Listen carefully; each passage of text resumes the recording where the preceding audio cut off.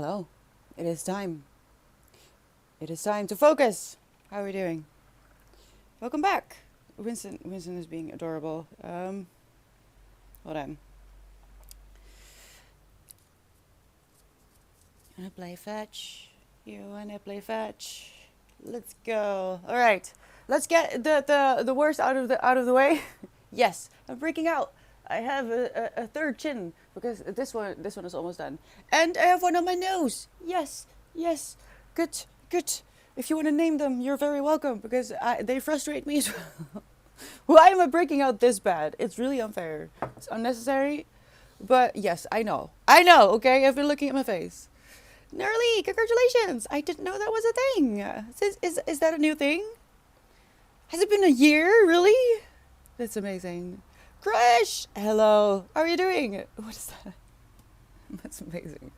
I wanna go I wanna make pixel art as well, but I'm not functioning, am I? Hello, bye. Hello. I need emotes like that. That's adorable. I need to go through my camera roll at some point and just find some things. No, are you kidding me? This is not even funny. Why? I have been sitting over there for the last hour, and not once did a big tractor come by. I sit down here. What happens? Big tractor. I swear, someone is messing with me. Hi, Slam. How are you doing today? Hello, the Otaku Mega. Hello from Ohio. Hello from the Netherlands. Huge into anime, gaming, roller coasters, thrill rides, and STEM. Welcome in. What are we doing today? I know I'm a little bit late. I'm so sorry. Hold on. I'm gonna say hello to Moonlight as well because 100 stream streak. Are you kidding? My gosh, 100? No, I hope so. I hope you're doing all right. Hi, Chungus. Hello, lovelies. Just real socially into feminine stuff. Oh gosh, how's that going? Women scare me. So that's very brave of you. All right. I had a massive migraine. So I've been debating with myself for the last few hours whether I should even stream today because it's still not gone, and because I intended Monday to be a day off so I could prepare for the heat wave, which there's literally no end in sight for it yet. And yesterday, that was still a day, I think it was next Friday or something, where the temperature dipped between 25, and I thought, oh, okay, good, a break, so I can do some groceries again when it's not too hot. Too bad. It disappeared again. It disappeared. It's just gonna be torture from here on out. Uh, so I kind of had to go outside yesterday for when because I had to go to the library. I had some books to return that I couldn't. Uh, what is it? I couldn't keep them with me. I was gonna get a fine, but I didn't have one book. I had five books, and that for 2 weeks. I'd rather not. It's stupid to not just return your book. So I had to go outside anyway, and I tried to get some um, groceries, but I was really struggling, man, and the migraine still hasn't left. The thing is, I haven't had a serious migraine like this for a very long time, and I can't believe this is how I used to live. I truly am baffled that this is how I existed constantly because I had migraines like that every other week. So by the time I felt normal again, I would go straight into another migraine, and I don't understand how I live like this. I I hate it. It's just no fun. It's no fun at all. Thank you for the hydrate, Krish. Don't forget to drink, people. Chuggas, where the frick are you? That's so mean. Well, here's the thing, Krish. The worst place to be, worse even than migraines, is actually my own head. I really don't enjoy being in my head right now. It's a torture. Thank you so much for the follow, Tyler, the Hannah Montana fan. That's amazing. Hello, welcome in, and thank you for the follow. Um, so, uh, stress makes migraines worse, right? And the reason I think that I was launched into a migraine is because I've been biting my tongue about what happened in March, since March. And I thought that I could talk about it a little bit more openly once the court case has been said and done and stuff. But I had a conversation with someone who knows a little bit about small time politics, like I do, not in exactly the same way, but from the same position as I do. And I told them about a few of the developments outside of the court case, and they highly recommended me that I shut the fuck up.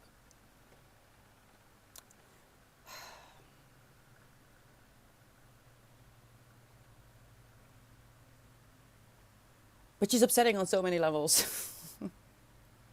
um, but after sleeping on it, I see the wisdom of their words. Hello, wisdom. How are you doing? Let's go to Finland. I'm pinning it for my summer vacation possible locations. And Tengi is in Norway. Oh my god, I need to go to the north as soon as I am monetarily able. Hello, rainstorms last week. Chungus, don't keep if you have any images of it. Should I just snow, just rain, just storms, just make my Discord channel an escape from the heat waves, because what the hell. Right. Cook is supposed to be born as a female back then, but was born as a male. I thought socially female, just feeling brave about it. It is very brave. It's terribly brave, especially as the world isn't as open-minded as we would like it to be. Is it just so starts over to interacting with chat and stuff? If the migraine and stuff gets worse, yeah, I know, and that's why I'm here as well, because genuinely I need to be here. Yesterday was horrible, even though I didn't have the actual migraine part anymore. I mean, my this eye hurts the most. Um,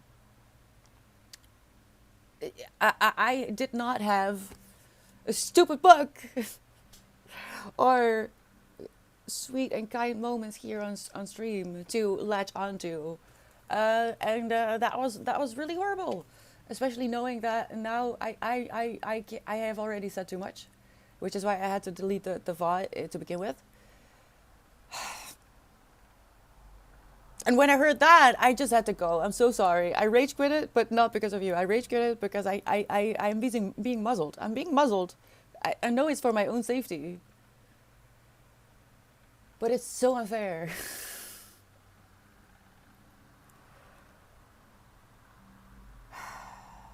It's so unfair. I'm the victim here, and I can't talk. I can't talk because I am an outsider, technically, right? Even though I've lived here for a few years and I spent 2 years actively and intentionally helping out people in this town, volunteering for a family business, not because I had to, but because I wanted to. I wanted to put down roots and connect with everyone here. I thought this was going to be a long-term place to live. Alas, it's not. But getting out of here is not going to be as easy as I would like it to be, because I am not rich. I have to wait for social housing to open up in a place that would suit my needs, given that I am never going outside again. So I need like at least 2 bedrooms and a garden, 1 bedroom for office, so because I work from home, and a garden so I can give my cat some nature again, as Winston, as much as he is restless sometimes, he also doesn't want to go outside anymore, and it's breaking my heart. So aside all that up, and I'm going to be stuck here for a little bit, and I'm going to be stuck not being able to talk about my own trauma for quite a bit, because people are absolutely mad, just mad, and I feel like the lead poisoning in this area was particularly bad. And that is how I'm keeping myself sane. I'm just saying the people are lead poisoning, man. It's just absolutely out of control here. Possibly still going. I don't know. Maybe that's it. What do you say, Blue? Pulls one trouser leg up, puts on a blindfold, and firmly shakes the hand of Chungus. What do you mean, Chungus? Do you need to put on your pants? Someone asked about the current recommended book you. Oh, okay. Oh man, I'm so sorry, White, but it's not actually. I don't actually read them like that. I just put them on my TBR, which means they're on my radar, and I will at some point read them because I don't necessarily read if I go to look for a book to buy and I don't know any titles or looking for inspiration. I just look at my TBR and I don't necessarily look at what is in there. I just buy it and I'll see what happens. Just like when I go to the library. So I had to go to the library to put some books back, and I also did a little haul. I have absolutely no idea what any of these are about because I am treating the library as I used to treat the place where you could rent movies. So I just go in and I look, and if it looks interesting, or in this case, or in two cases, I recognize the name of the author, Ava Reed, and what is this? Oh, I don't actually. I recognize the title from this. So sometimes I'll recognize this things, and that's why I'll take it with me. But it's more like this is. I just put it on my TBR. We do have a book club as well, but it's currently closed because I went through some trauma, and I'm just struggling a little bit with keeping myself alive. So it's currently not active, but you can still recommend me books, and I will put them on my TBR. And once the book club is open again, I put every recommendation in a jar, which is currently unavailable up there. And I pull 2 titles for every month of the book club when we're active. But we're not doing that at the moment because I can't keep up with that. And in that case, because I do wanna, before the end of the year, I want to be back on track. I'm so sick of this situation. So incredibly sick of this entire situation. So before the end of the year, I want to have everything back on track, including the book club. And when we pull books from the book club jar, you don't have to read both of them. It would be nice if people put themselves a little bit out of their comfort zone, which is part of the reason that I started the book club. I want to read as diverse as possible, but also I want to be put in a position of ultimate curiosity, actually, kind of, because out of your comfort zone is one thing, but allowing yourself to actually be curious is quite another. And I feel like books can be a great practice to do that, especially through the book club. And I read both of the books for each month once the book club is back up, which is why I can't keep up with it right now. Listen, with the mid-year video for YouTube where I'm at with my reading goal is going to be very sad. But normally with the book club, I read both of them. I invite you to choose one. It would be amazing if you read 2, but it's just to give you choice. So once the book club is back up, I recommend anything you have added to the normal recommendations. If you feel like it's appropriate for a book club read, just submit it again at that point. Is that redundant enough? Oh my God, I'm already yapping. Lead pipes, Jerry. It lives in their heads. Actually, with them, no. This is This is what I have had on repeat for the last few months. That lead poisoning, lead poisoning, lead poisoning. If they're suffering from lead poisoning and they don't know, that just explains everything. It explains everything, and it will help me not going absolutely insane with the things that are happening in this neighborhood, because it doesn't make sense to me. It actually doesn't make sense to me. How are people this petty? How are people this petty and childish? But then I remember who is the president of the United States at the moment, and then I just kind of I just want to disappear. Which is why I know this may sound ridiculous. If you've been here for the readathon, This is upsetting.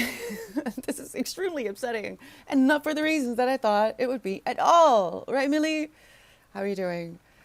Because I thought I was going to be reading this to make myself uncomfortable. I don't enjoy smut at all.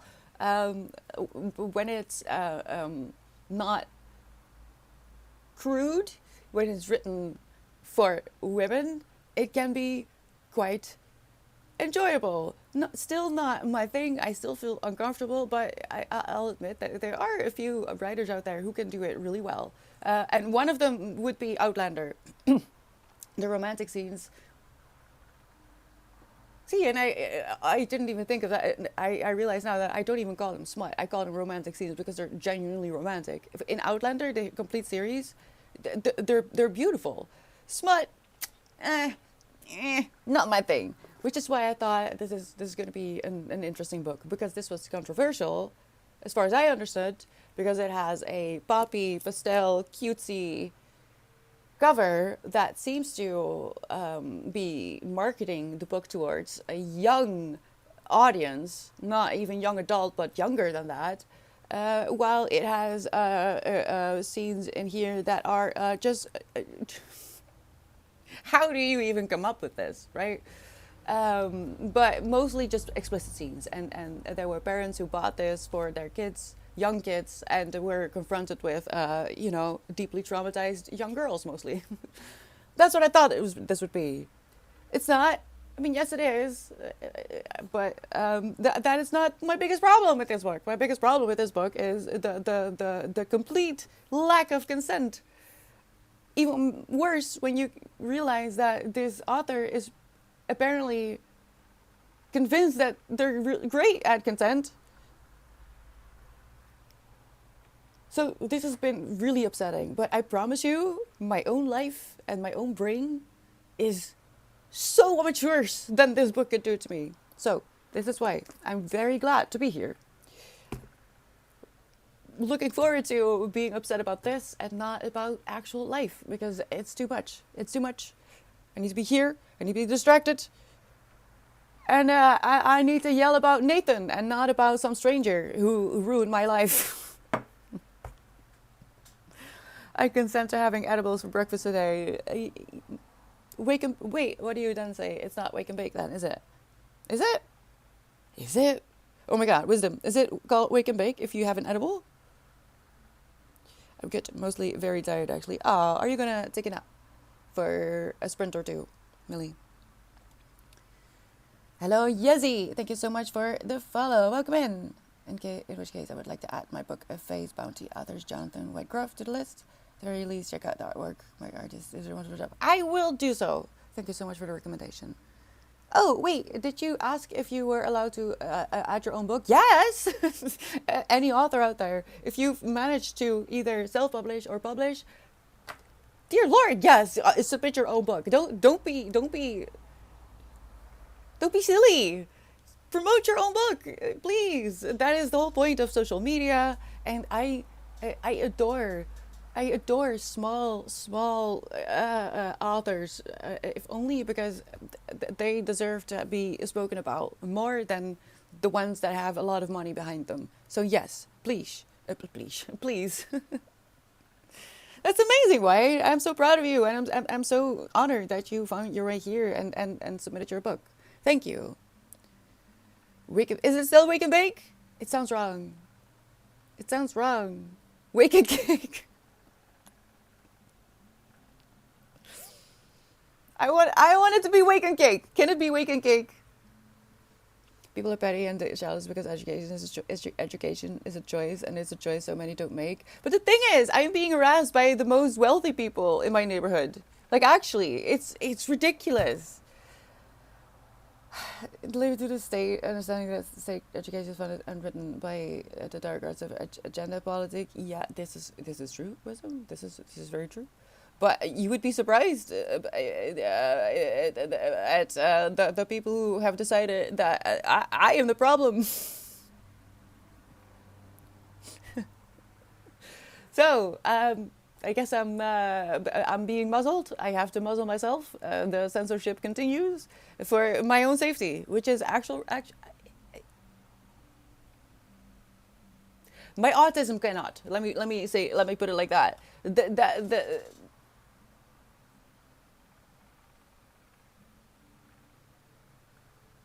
no, I have to. I can't because I might say something stupid, and it's genuinely not safe. Author is so great at understanding consent, they've decided to learn the rules and throw the rule book away, and not to mention it to anyone less fortunate for some unwitting souls. I mean, some of you actually also looked into the author, right? Because I am not convinced it was written by one Hannah Grace. I have a gut feeling that this was written by a man and published under a pen name, and even hired a face to promote the pen name. And this is not wrong for the reasons that you might think, because that doesn't mean that this person is actually actively, knowingly doing what they're doing. It could be that this is just how they see consent, which is wrong on another level, but not a personal level, if that makes sense. So I am lucky in the sense that my migraines have historically been eye migraines, ocular migraines. So I was able to listen to a few reviews about Icebreaker. And with a few, I mean two, because then I got upset about the fact that people are not upset about the right reasons at all. I mean, the Uber scene is talked about a lot, and the ending is upsetting. But, like, there's so many theories going through my brain about this stupid book. If it's written by a man and they generally don't understand what is wrong with it, I get it, because it's seemingly no one picked up on it, or they're so distracted by their own desire to procreate, supposedly, that they just miss all the warning signs of stalking, abuse, gaslighting, not just in the romantic interests, but the friendships. Everyone is just not okay in this book, and the person who is very clear about their boundaries and desires is just walked over and framed as being the one who is nagging. It's absolute madness. And then you go listen to reviews, and I listen to a few people who I generally agree with, and I'm just baffled. And now I I doubt everything.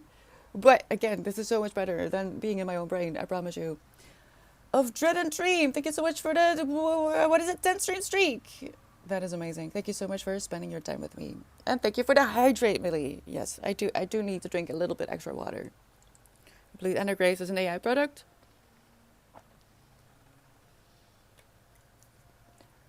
Actually, that could be as well. And then Elsie Silver could be AI as well. Wait, I mean, this is the Elsie Silver. I don't wanna get up.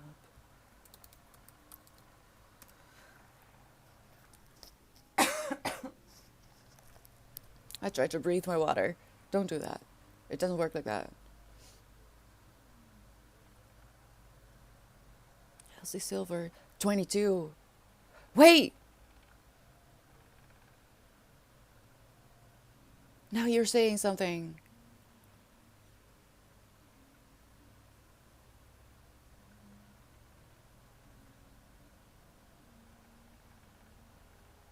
Oh my God, now you're saying something. I didn't even consider it, because it's just so far removed from my daily life. Stupid AI. So Flawless is part of a series. Flawless was written by Elsie Silver, which was a book club recommendation. And I'm not sure if it was a love or a hate recommendation, because you can do both. If you hated a book and you want me to, and our community to take a look at it, you could do that too. And we could maybe have a challenging read. But that's not what I'm talking about. Elsie Silver's Flawless was a book club recommendation, or submission, I should say. And that is part of the series called Chestnut Springs, because this is where they live. And they're not all about the same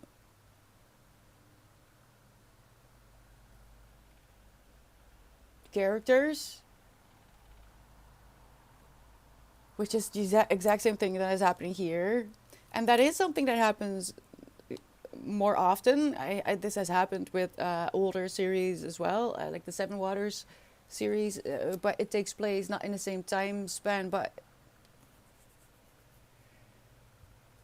1 and 2 of Flawless were both released in 22, published in 22. 3 and 4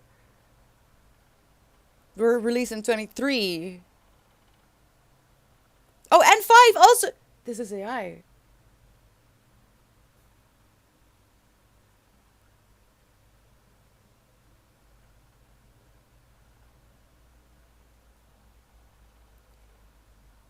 Oh man, and my protagonist is female. Oh, I'm not saying you can't. Oh gosh, no.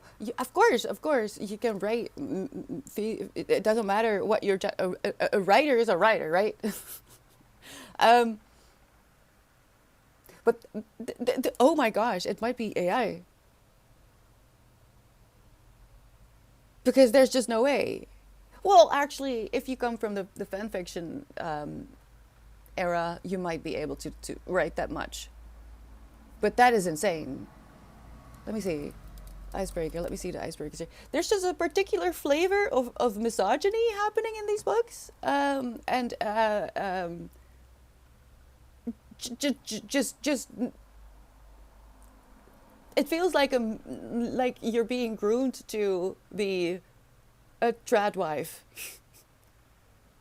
to not listen to your own feelings, to have no respect for your own dreams when you're being stalked and cornered and harassed and pressured by your by a man actually or any of the gender that you are generally attracted to but not necessarily interested in.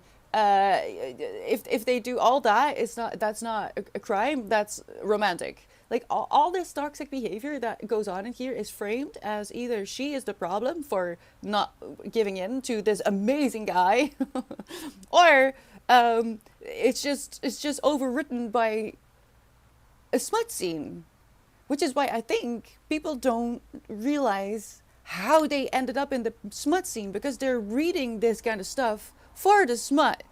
They're I mean, there's TikToks out there that I've been I don't even, I'm not even on TikTok, and I've seen the TikToks of people being upset about all the text between the smut. Like, what do you mean?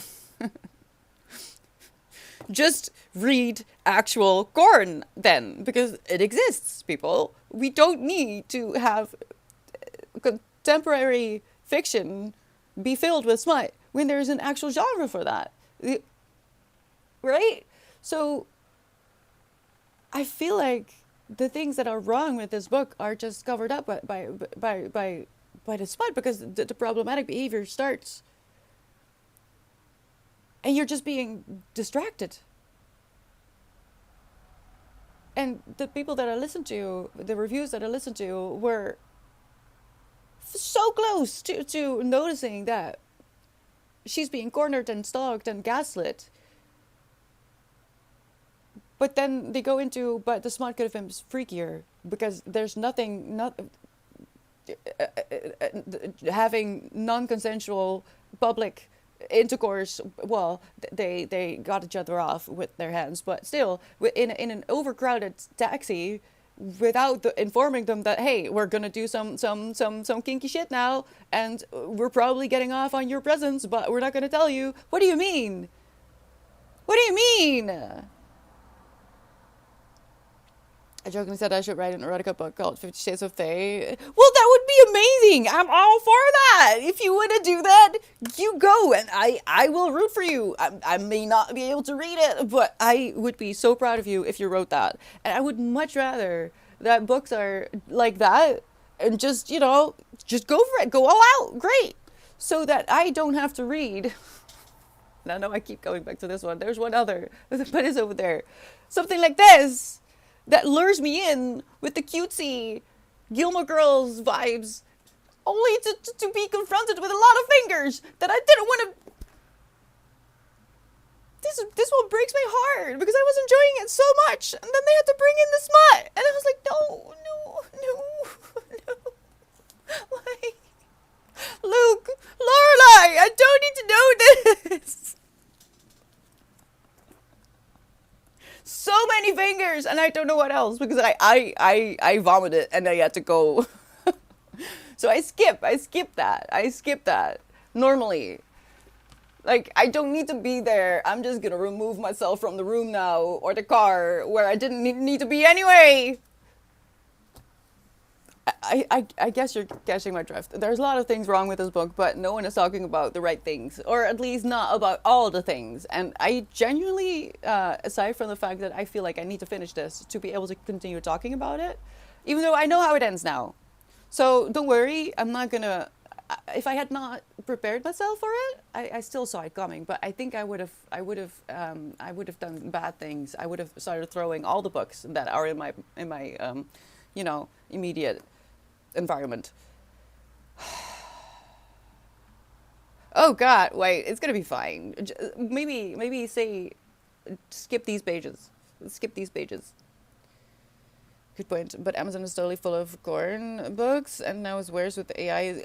Yeah. This might actually. And Elsie Silver. Elsie Silver is on the. Why didn't I even consider? Because that would make sense as well. Because who made the AI? What is the AI being used for? What is the biggest problem with AI? As with so many things, which is incredibly sad and depressing.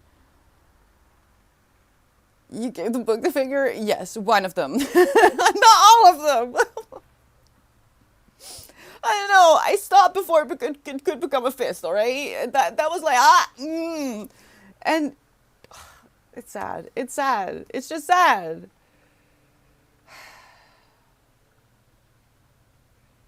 AI is not supposed to be used for creative stuff. That's just stupid. That's stupid. If only because it's just a waste. We have humans to do that. We have humans who would love to make their careers out of creative work, and instead they're flipping burgers, right? Now, don't get me wrong. There's a lot of people who would love a career in a family business that also has burgers. I'm not talking about the big which is not necessarily a business in fast food, by the way, but in real estate. Just think about the locations that this big fast food chain has, and consider how much money is in the buildings, not necessarily the food that they're selling. That one.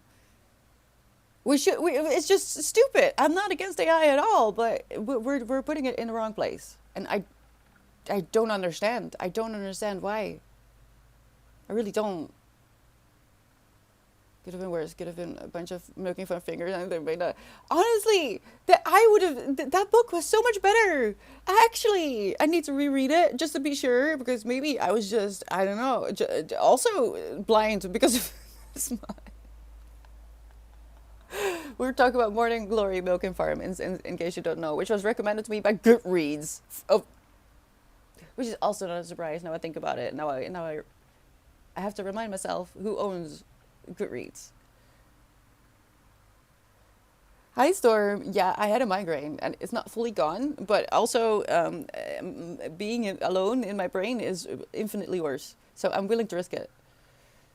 Can't give up veneer good books, but like a factory board is kitchen worked up. It looks like natural wood at a glance, but it's not natural wood.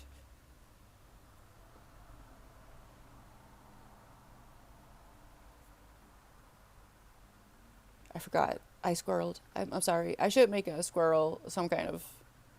We're going into a sprint in about 2 minutes, people. But in name of the readathon, which is what we're doing right now, which it's a community event. Just so you know, to protect myself and the community from harassing behavior and comments, because this might feel like an invitation to be callous to me and the community. I am going to put up a shield for 1 hour. So if you've followed the channel for longer than an hour, you're very much welcome to come back and chat. But I need to make sure that people don't abuse my reading a book that some people think is permission to be ugly, right? But normally I mute myself during our focus sprints and our power hours. I won't be doing that. so I can actually talk about what's going on in this book, and I don't lose my mind on my own. You can witness me spiral. This is day 7 of the redesign, and the compromise that I have made with myself is it's going to be 1 sprint and 1 power hour. I think that will be the safest, and I think that I think I do need to close the curtains a little bit because the sun came out. But I think that would be good. In that way, I have something to point my brain towards after stream, and I don't lose my mind. Right? Lesser of two evils, I promise. So let's get to it. Let me know what you're up to. If you decide to join me with no followers, I have followers.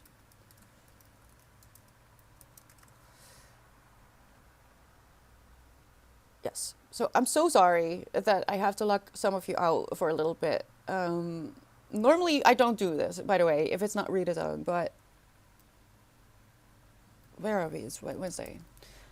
Like I said, I just want to make sure that the wrong people don't abuse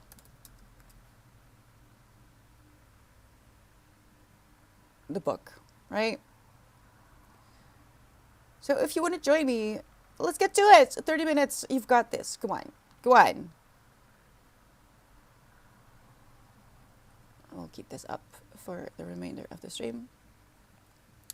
Normally I do hi Riku, hi, mute myself, but yeah, in the name of the redesign, I will let you know how I feel about Icebreaker by supposedly Hella Grace.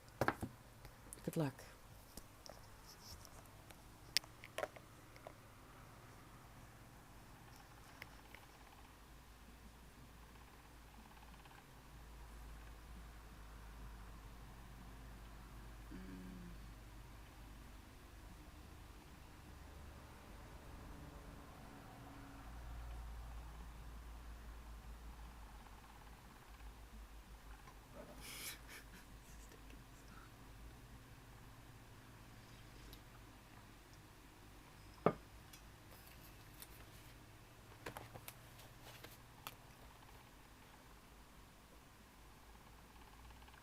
I don't even know where I left off. So, oh, the reason I put the mic down in case you're new here is so because I can when I get really frustrated, you'll know why.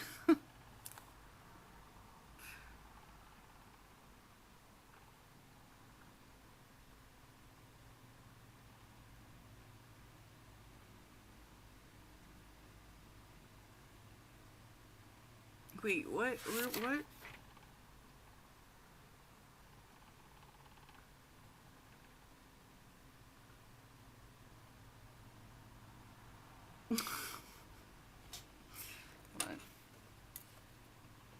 Freaking Nathan, but also Lola. Also, see, no, all of them, all of them.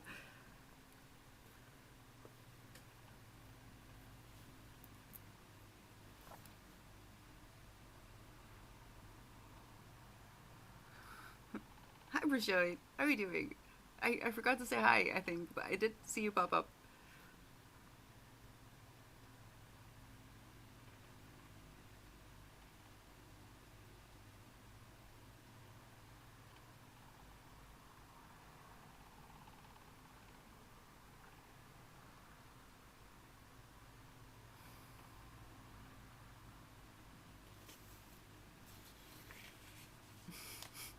Yeah, maybe, maybe, maybe I should put that in the title. Might scream, and not in a good way.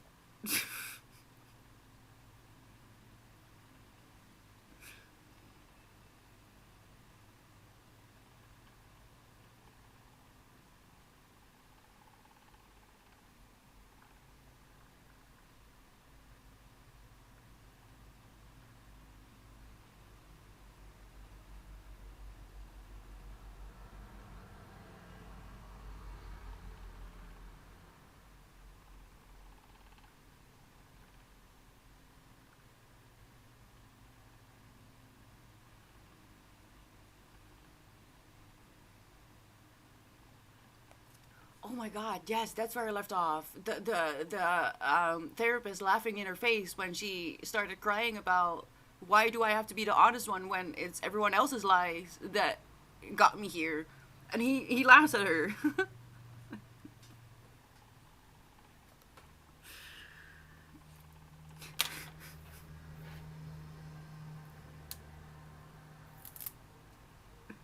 He's putting all the responsibility of everyone's lies on her. I forgot that I was like, nope, not even finishing the chapter. I'm done. I'm so done.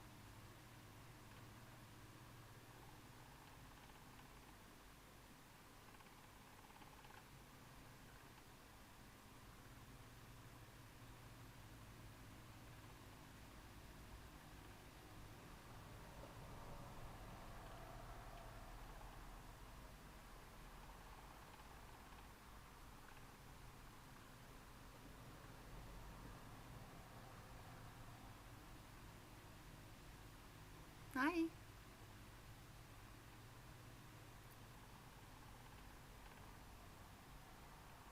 It is white. I know. When I was writing as a freelance writer for a few years, I refused to put my own name under it. I just refused, even though it wasn't actually my work either. Still, even that was scary. So I get that. Oh, hi Leah. Thank you so much for the hydrate. Don't forget to drink water, people. Thank you. I really do need to drink more water. I am living on hot cocoa, which is nurturing my soul, but not my brain.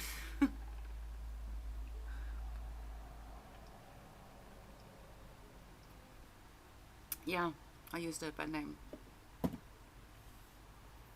I was just a ghostwriter, basically, and anything that was had I needed to put my name under, I had a pen name.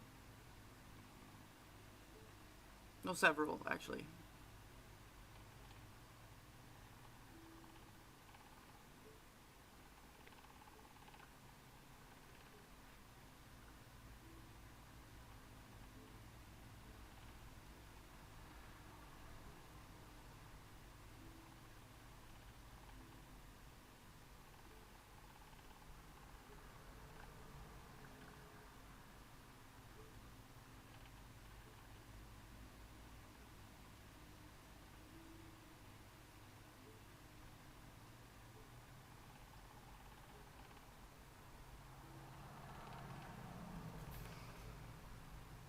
Hold on.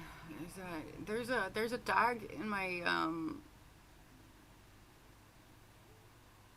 do you see, if you're on desktop, do you see a tag that says anything about drops or gaming, like something about gaming drops? Because I didn't put it there. It's not here in my. I can't remove it, and it's not supposed to be there. What the hell? Wait.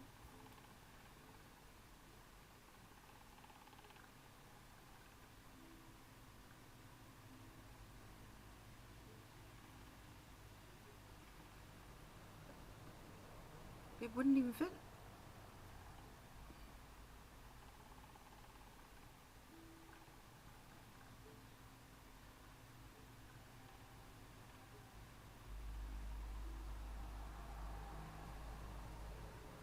Is it gone? Oh, okay.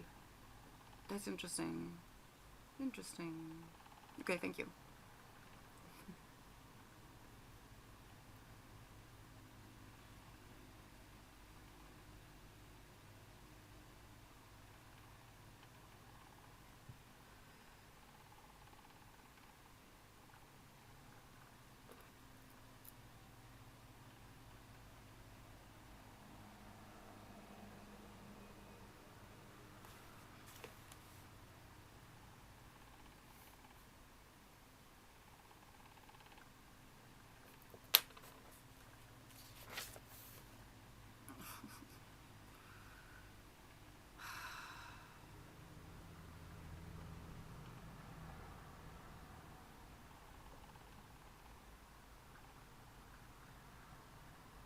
Wait, why are we not talking again? I forget.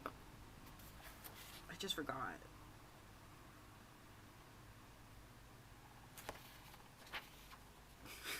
Brain is like, I don't need this. I'm just gonna remove it.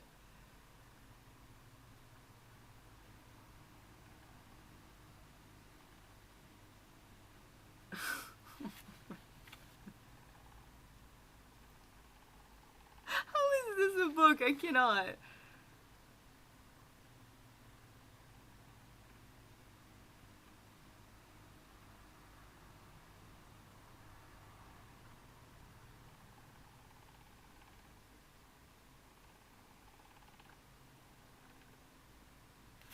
I don't care enough actually.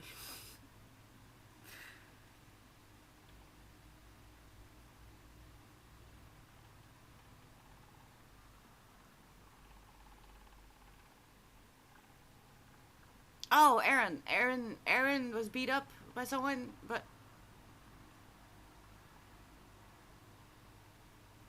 not by Nathan, but Nathan took the blame. Otherwise, the entire team would be benched, which is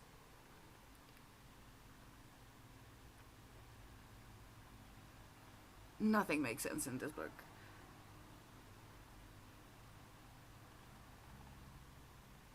Okay. My resilience. No, my real life is just worse. Yeah, the classic took one for the team ethos. There. Honestly, I mean, if you're not reading this critically, I can see how Nathan is an interesting guy.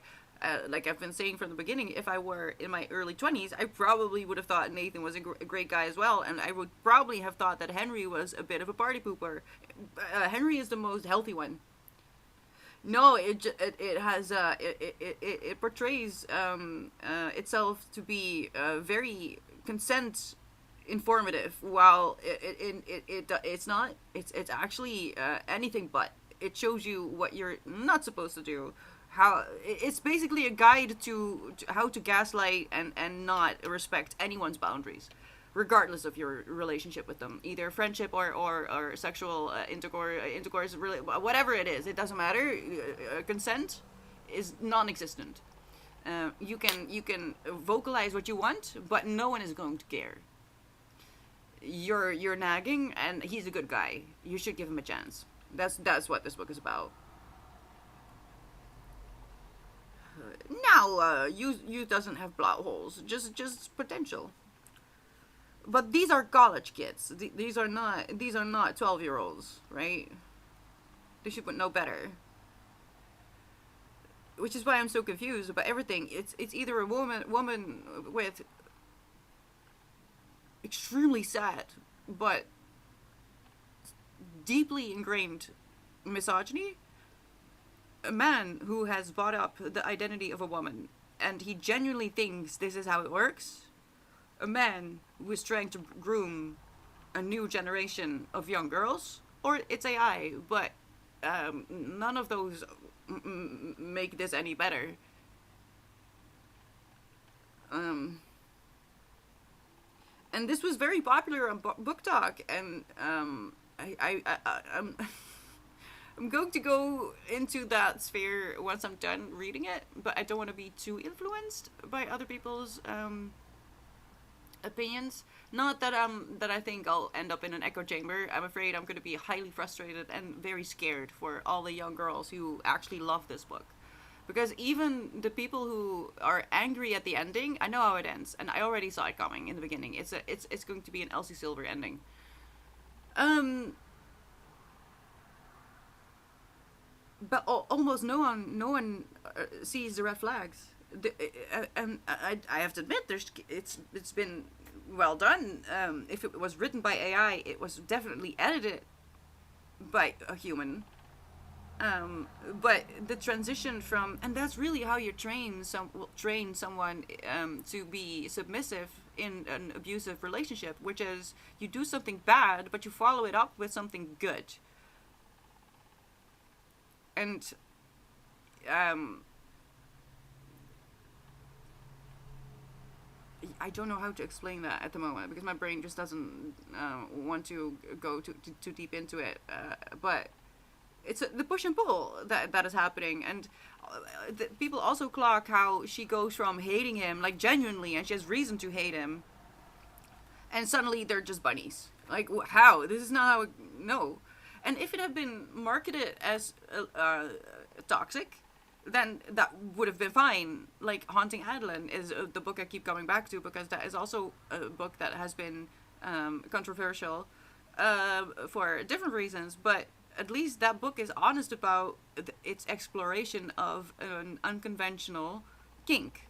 This is marketed as romantic. You know what I mean? So if it had been honest about the toxicity, I would not have been upset about it at all, and I would have read the smutty scenes just to be uncomfortable, and it would have been fun, right? Instead, I'm not going into the smutty scenes at all. I don't need to be there. And unfortunately, the readathon has taken a turn, and instead of fun, we're just in misery, which is a different kind of fun, I guess.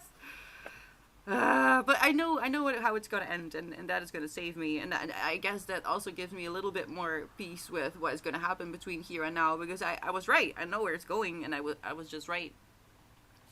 And the only mystery is who wrote this. Who wrote this? Exactly, Prashad. It's normalizing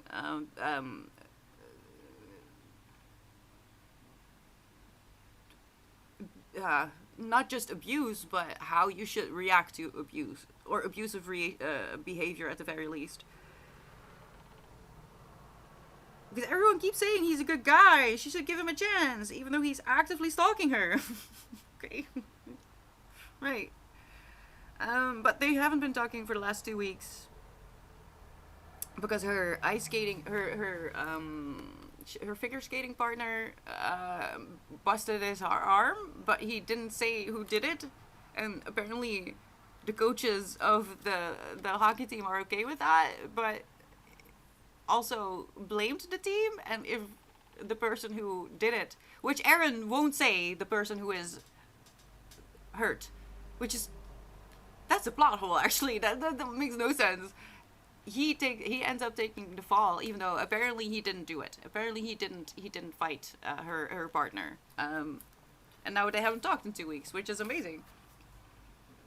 It's amazing. I'm so happy for her. Except that's not how it. This is not where the book ends. This is where it should have ended.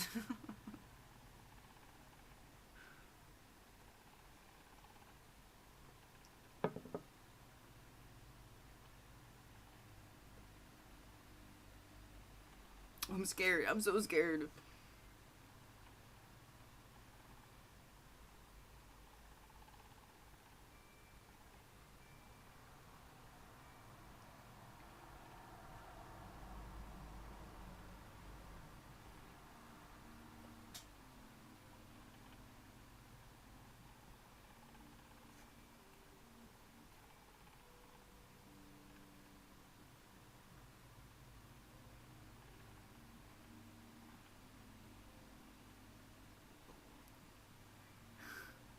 Oh, what is it? I'm so sorry. I hope I don't get muted.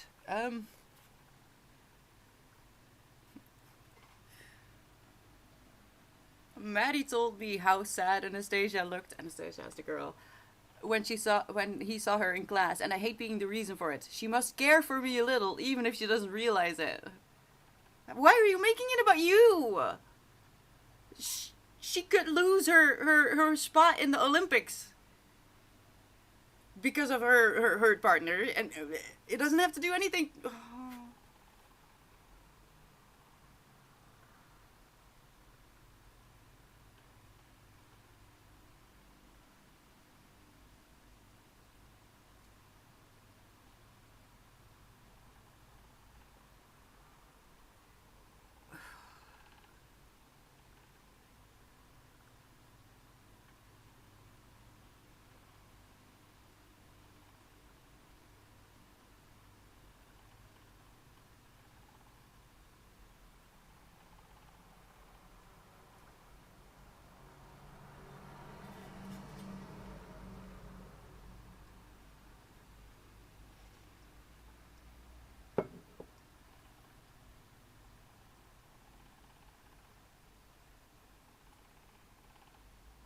Well, if Lola had listened to begin with, then maybe we wouldn't be here. Lola.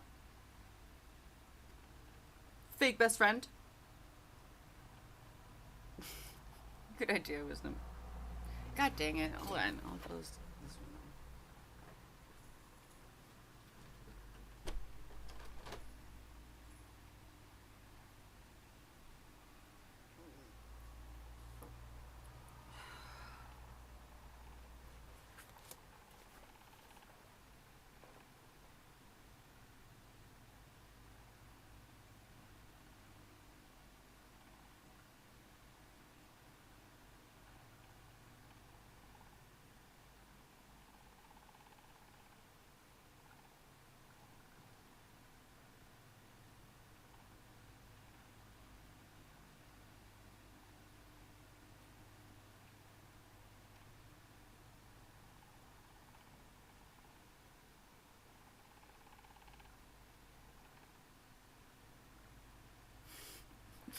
Also the minor infringement on rules. I mean, I guess they're realistic.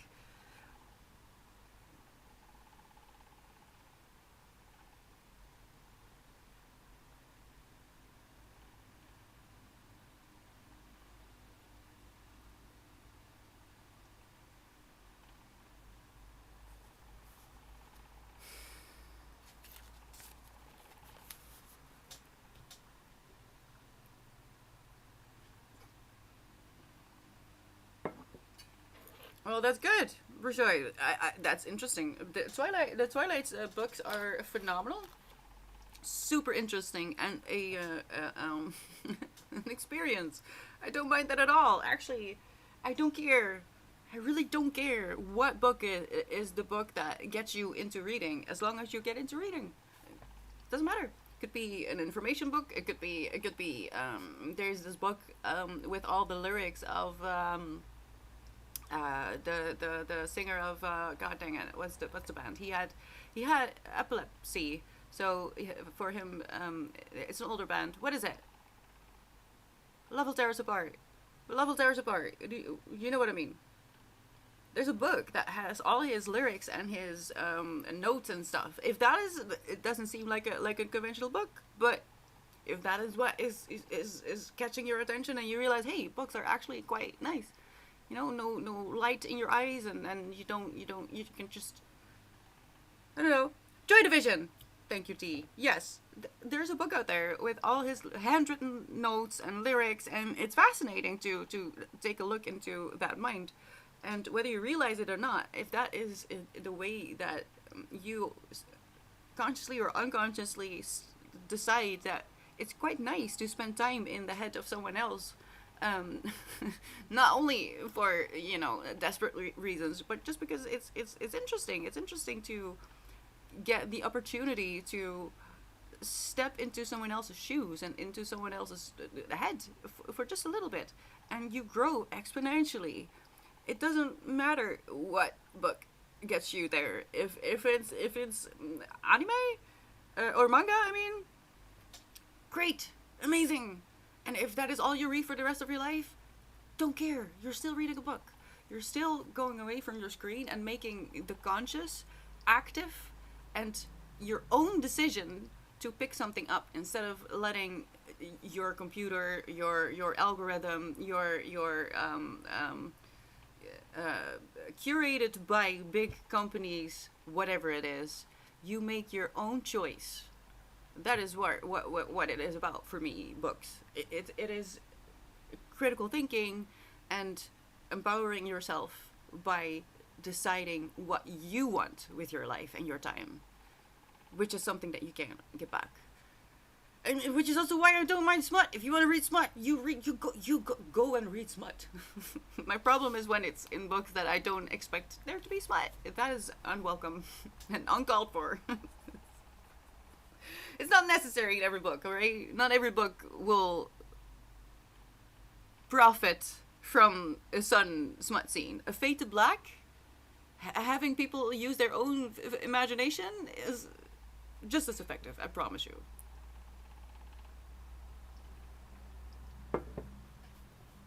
And we should just stop shaming the people who actually want to read porn. If you want to read porn, why is that bad? Why bad?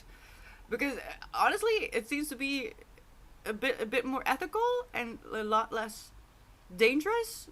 Because when you think about it, the actual industry of porn is not the safest for no one, especially women. I've watched a few documentaries on how they ended up, being. It's not always good. So, but porn literature seems to be, at the very least, when it comes to that, safer. But as well, also, who cares? Who cares? Who actually cares? It's so silly to me that we're demonizing women and young girls who want to read romantasy or romance. It's silly. What are we doing?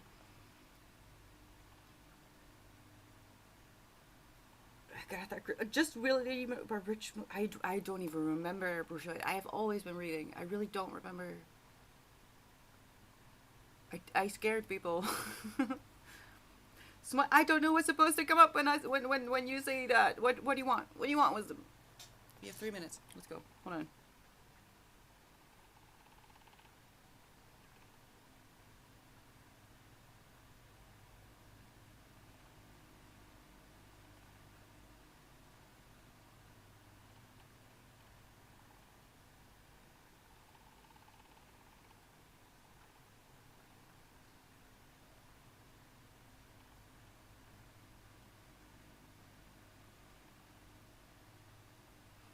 Wait, but what happened to this guy?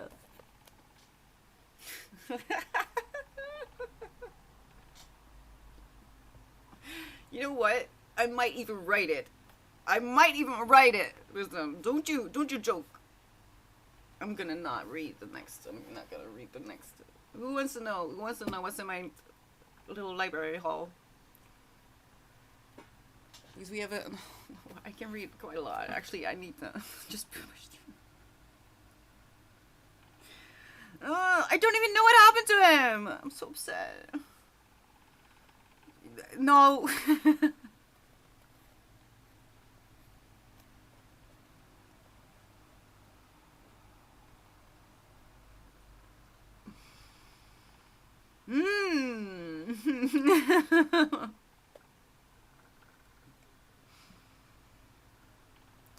Honestly, don't even tempt me because I might think it's kind of fun for me, not for you.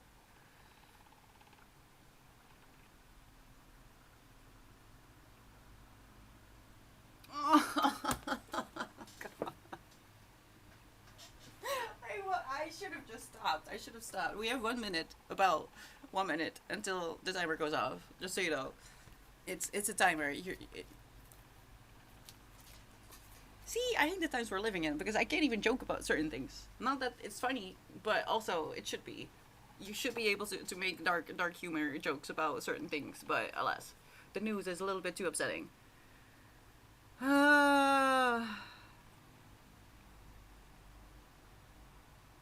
Not Chungus. Oh.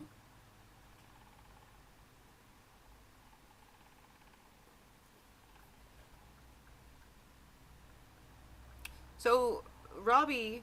No, not Robbie.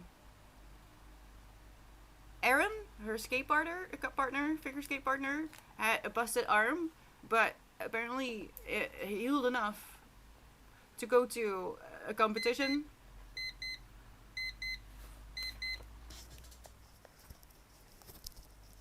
We're taking a 10-minute break, and then I'm going to find out if this stalker makes it into the building, because they had a competition. I don't limit my dark humor. If I get cancelled, then so be it. Well, Chungus, it's not just. Well, I don't want to get canceled. This is all I have, Chungus. This is all I have, okay?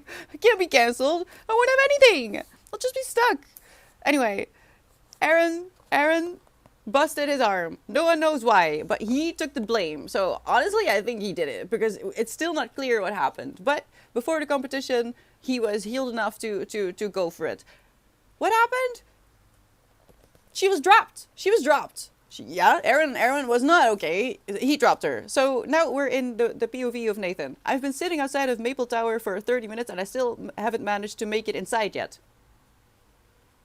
30 minutes. I still haven't made it inside yet. Okay. Maple Tower is probably like the hospital. I don't even know. 15 of those minutes were me on the phone with Lola, the supposed best friend of our adorable Anastasia, trying to convince her to give my name to the concierge so I could get a code for the elevator. So you're not allowed to have the code. What are you doing?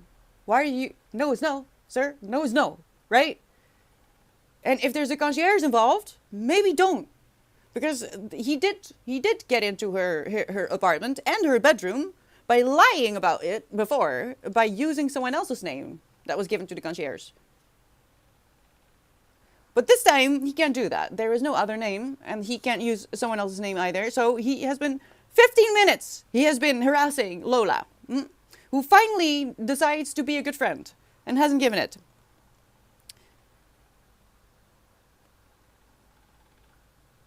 The other 15 minutes, I have been mentally preparing for Anastasia to kick me out. What are you doing? Why are you here? You don't have the code to get in. And you already know that she doesn't want you there. What are you doing? Why is this a romance? This should be in horror. This should have been Haunting Adeline. I feel like the status. I can't say that actually because I haven't read it yet. But decides to be a good friend after. Right, Lulu? It's just stupid. You caused this, Lola. If you had listened to her in the first place, but no, you were too horny. You wanted to go to a party where you knew he would be, and she didn't want to go to that party, but still, you dragged her to the set party, and now we're here. So, I don't know. This will have to wait till the end of stream to make me happy again. I'm gonna postpone this until the end of stream because I can't. What the hell?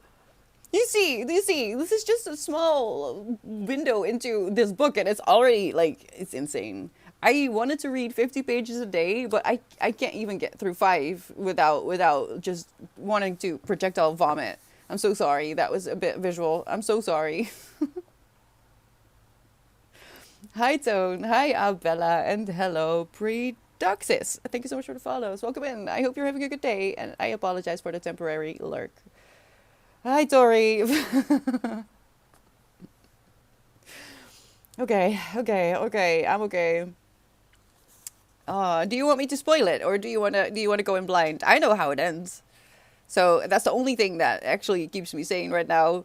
But this is just madness. And just to be clear, I'm angry because there's so many people who read this and just didn't realize how toxic this is, how normal this behavior already is.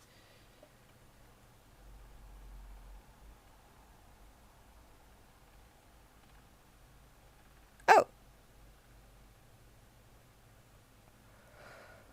It won't be as hot tomorrow? It won't? Okay. Well, Lulu, just make sure that you're okay. I'm glad to see you. Welcome in. Um, I know it may not look like it, but actually I'm doing massively better. No, I'm here. This is better than my own brain. Um, and I know that people say that they admire my, but the thing is, I need to finish this. For one, because of my own principles, I do not feel like I have the right to talk about, let alone have a pronounced opinion on anything that I'm not informed on myself. So I don't like it when other people tell me what to think. I prefer to, find out find out for myself what is what, and then I may end up thinking the thing that someone told me to think, but at least I got there myself by using my own, brain. So if I quit now, I will have an opinion, but to me and my principles, it won't have any weight, and I would not feel like I belong in any conversation about the book, even if I have enough information about the book to say, hey, your opinion is incomplete and you should maybe look into it, into the consent part of it all. That goes beyond the Uber scene, because that is honestly, it's highly upsetting, but that's just the top of the iceberg. It's nothing compared to every other freaking paragraph.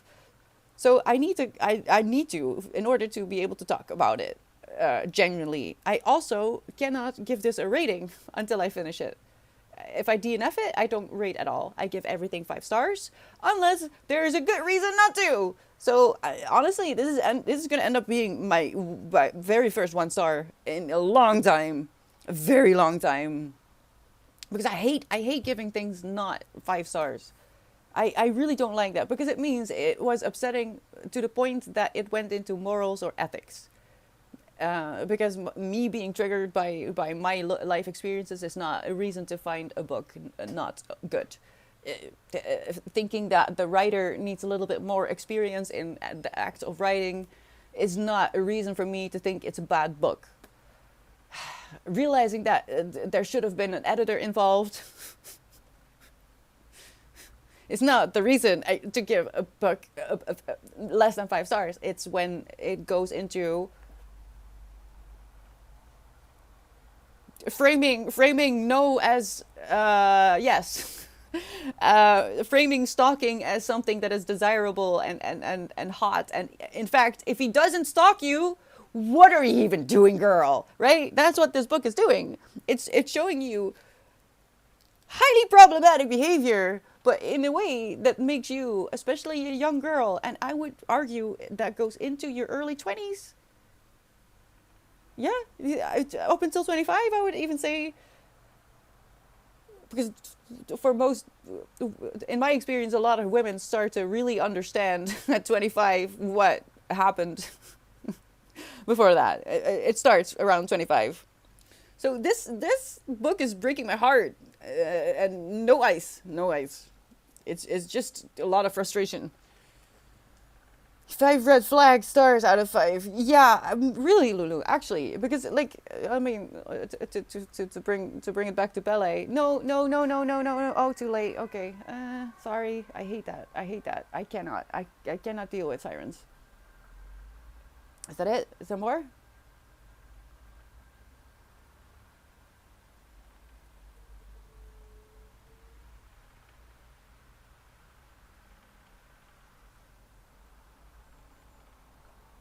The Netherlands, it's so flat. The ballet, did not enjoy ballet. His autobiography. Lots of thoughts and feelings. I still gave it 5 stars because there was technically nothing wrong with it. It just wasn't my cup of tea.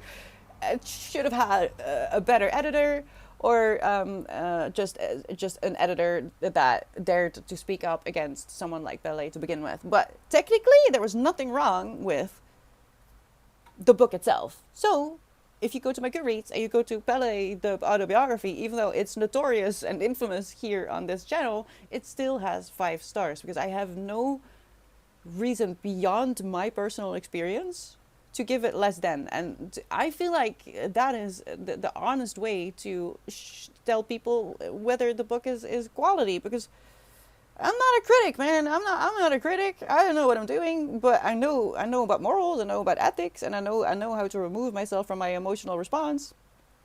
Now, you've been with me with this one, but we're not at the end. I think I'm gonna keep it to myself. I know exactly how this is gonna end, and I was right. So you can make a guess. But um, if I'm being too mean with a 1 star, you let me know. But I don't think I've ever given anything lower than. But it's all of it, right? It's how it's marketed. It's the cover. It's no one noticing what is wrong. It's bizarre. All right, we're going into a power hour. The goal of which is to practice flow. What is flow? You know that state of mind where you're completely fully into your task and you lose track of time and your bladder is screaming, but you don't realize and haven't eaten in like 12 hours. That is flow. Don't take it to that extreme. That's a little bit much. That's why we have a timer. But the actual practice, surprisingly, isn't the flow itself, because that's not something you can necessarily force. But the hardest part about any task you'll find is you usually starting. And once you start, that's where you find flow. So let's get to it. I will remove my mic. If you want to join me, let me know what you're up to. I think I'm going to make some more hot cocoa though. Yeah. So I'll be right back. I do need to mute myself for a little bit, but when I come back, I'll mute myself. If you want to keep each other company in chat, that would be lovely and help me out tremendously. Flow state, baby. Yes, yes, yes, yes. Okay. Hello, Eric. Thank you so much for the follow. Welcome in. Coffee and games. Whoop up. Hot cocoa for me with a lot of sugar. Um, to keep my heart from breaking completely. All right, let's get to it. Good luck. I'll be right back, and I'll see you in an hour.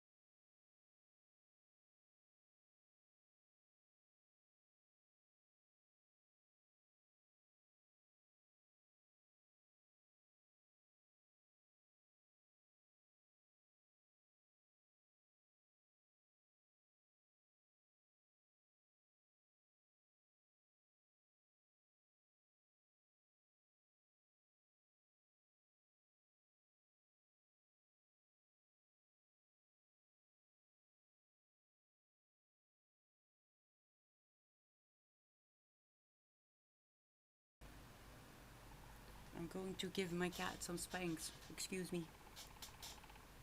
You can go. There.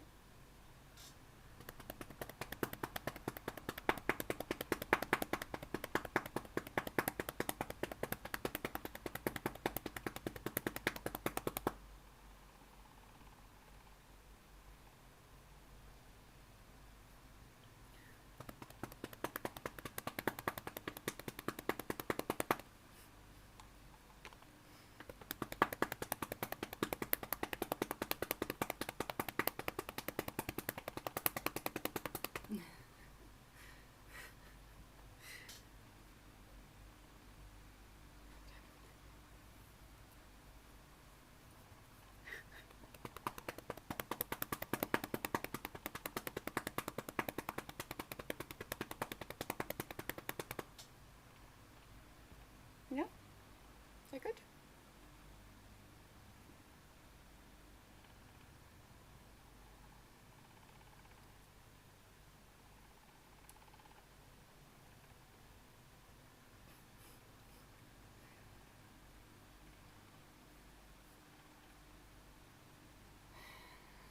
I need to continue. We need to get this done at some point. Hey.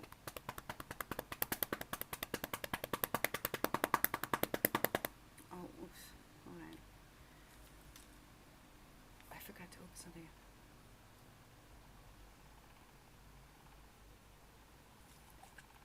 Careful. Careful.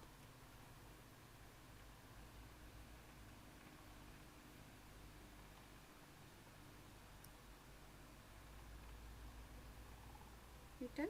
More?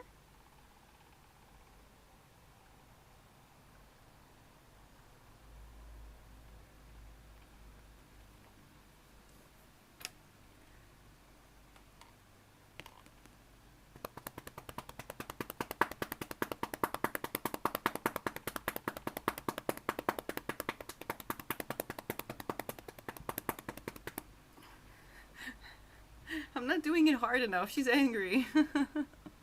No, no. I'm not strong. I'm sorry. I'm still recovering, okay? God dang it. Yeah, I'm allowed to read again?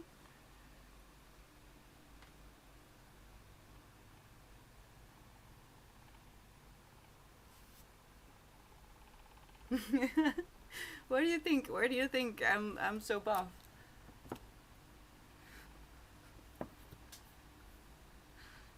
It's because it's loose.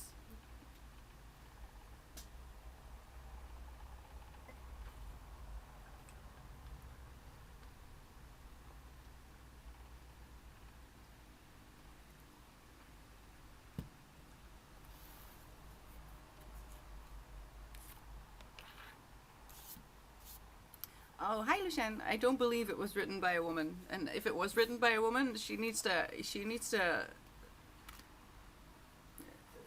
talk to someone who knows a little bit about feminist theory. I'm afraid, because this is not good for anyone.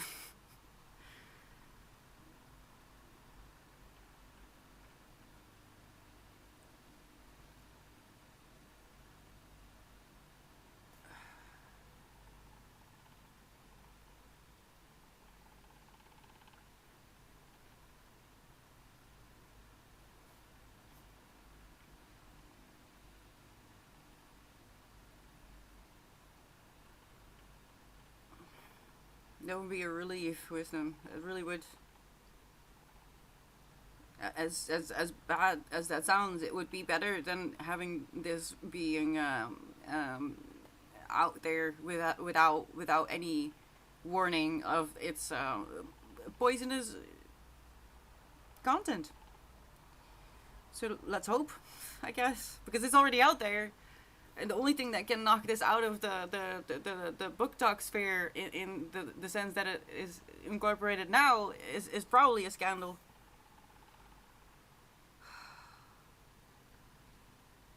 I haven't been in the loop about Netflix for a long time. I don't follow that. I didn't realize. I'll try to remember to look into it.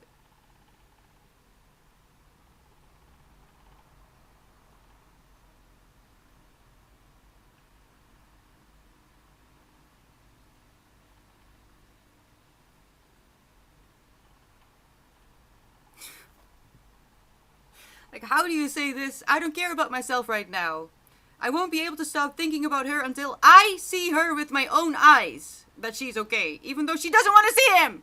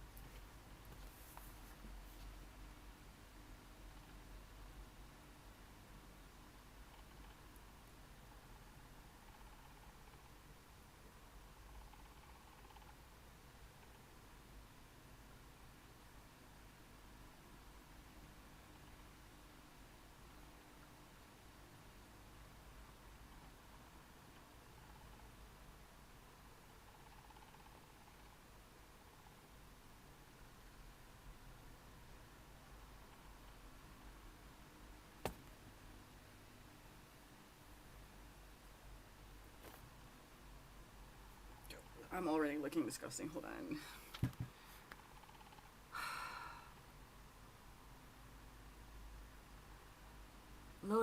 Lola was starting to recover from her whatever the hell she was suffering from, but alas, we're in the hospital. And Nathan has found his way inside, and Lola is letting him in the hospital room, which Anastasia can't escape. And this is how they frame it. So Nathan is at the door, and Lola opens the hospital door. Lola leans against the frame. If you make her cry, Nathan, I swear your D will live in a jar in my room, and I'll make it my life's mission to ensure you are never happy again. This sounds, to the unobserving eye, as a protective friend. Except she's in her room and she doesn't know you're here. And then she goes on to give him advice on how to just not listen to her boundaries. Be patient with her, she's tough, but she's vulnerable at the moment. Why are you letting him in? Lola. Lola. Lola.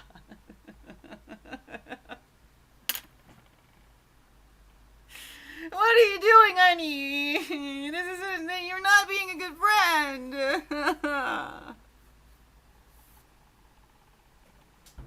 I can't imagine Brujoi. Wait, actually, that might be hilarious. It might be hilarious. If you go into it knowing this is going to be batshit crazy, it might be funny. If you just forget about the fact that humanity is just, we took a wrong turn. Okay, we took a wrong turn somewhere, and I don't know if it's salvageable. I really don't. Well, there's a lot of options, Lucian. There's a lot of options, but none of them aren't necessarily bad, but they're definitely not good. It's not good. This is and it's seriously every other page. I'm like, what is happening? And if you don't know, if you're young, you'll read over this. You'll think this is a protective girlfriend, and you'll just completely forget that. But Anastasia doesn't want him in there. She can't escape this room. She can't get away. And her supposed best friend just...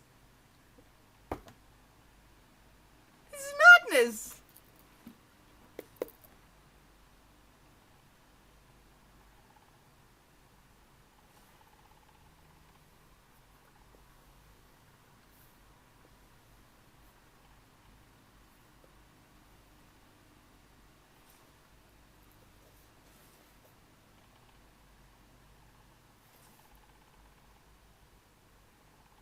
Okay, yeah, exactly, Brusha. Imagine a psycho killer entering the hospital room. Okay, but not too much killing. And if you do, be careful of the blood. It's so messy. Just use a pillow. It's a lot cleaner. Yeah. Yeah, all the blood, the stains, the bleach. No, you know what? It's if you have pillows and you can choose memory foam or feather. The memory foam is a little bit quicker, but the feather lets you hear a little bit better. Like, what the hell are you doing, Lola? What is wrong with you?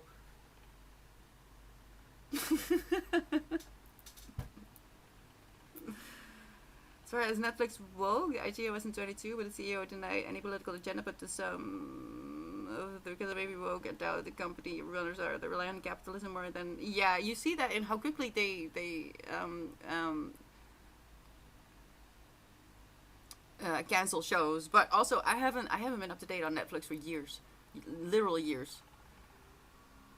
Seems like AI hallucinating when it gives too many trips and start to not make sense. Someone might be just ordering it to make the chapters and the person is only making some structure. Yeah, the possibilities are endless for sure. But I just don't believe this was a genuine person. I can't believe this was an actual woman. And if it was a woman, the misogyny it should be studied in this person. And Elsie Silver as well. Maybe they're friends actually, or maybe they're the same woman. I don't know. But it's just not. It's not going well. It's not going well.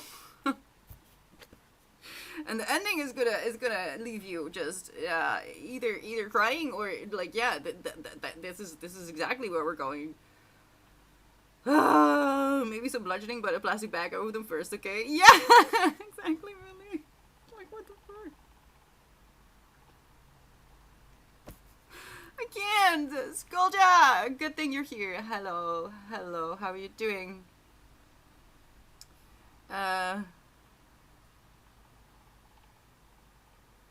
Okay. I think you're focusing on the wrong thing, Skolja, because that's not what I'm saying at all. But okay.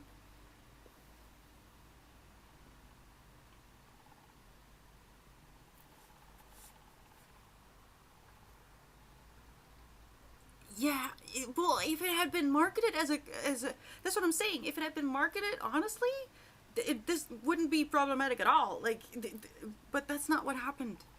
The marketing focused on the smut part of it all, which is highly disappointing, to be honest. I should start marking out the smut of it because I feel like there's really not a lot of it. Now I think about it, there's really not that much of it.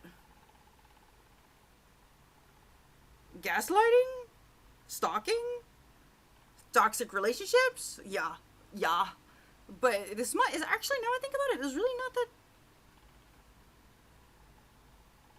That's why the guy said it should have been freakier despite the Uber scene.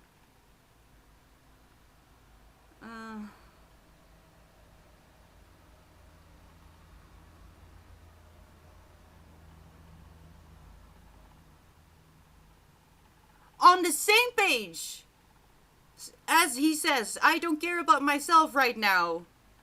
He has now found his way into the hospital. Lola is she's saying everything is out of her control, Nate. She's not a girl who likes being out of control. Nate says, got it. I want to see her because I have missed her and I am worried about her. Everyone knows what Anastasia wants and that she's in a fragile state. Doesn't matter. It just doesn't matter. On the same page. It's here. It's here. I don't care about myself. And here, he's made it into the bedroom.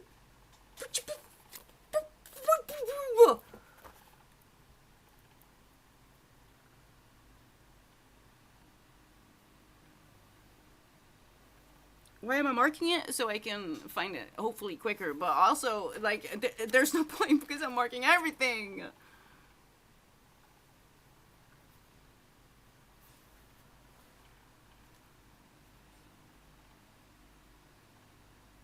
I went on 3 separate projects going that needed specific supplies. Plastic bags for one, duct tape for one, a long serrated knife for one. I got some wary looks from the cashier, but I mean, it was pretty. I bet you got flagged. I'm sorry, it's not funny. But also, this book, man.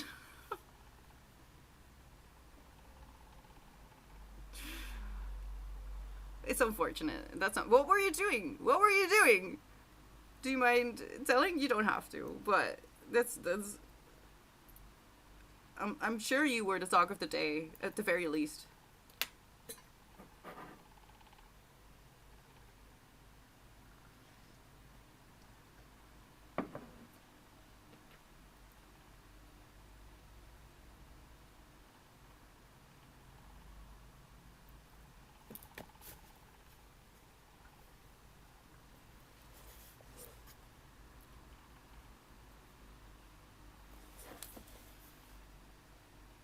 Who?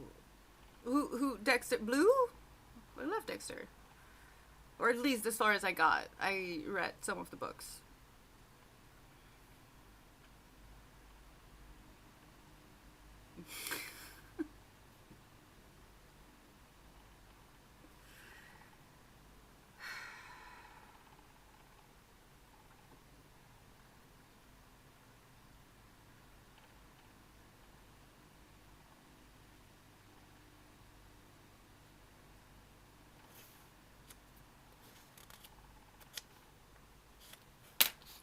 I can't even.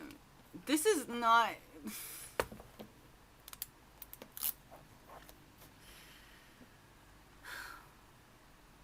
I mean, this is a good example page, honestly.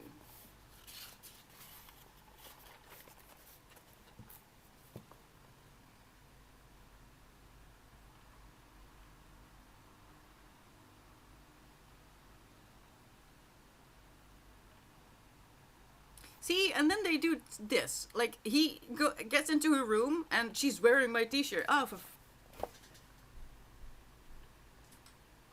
course, of course.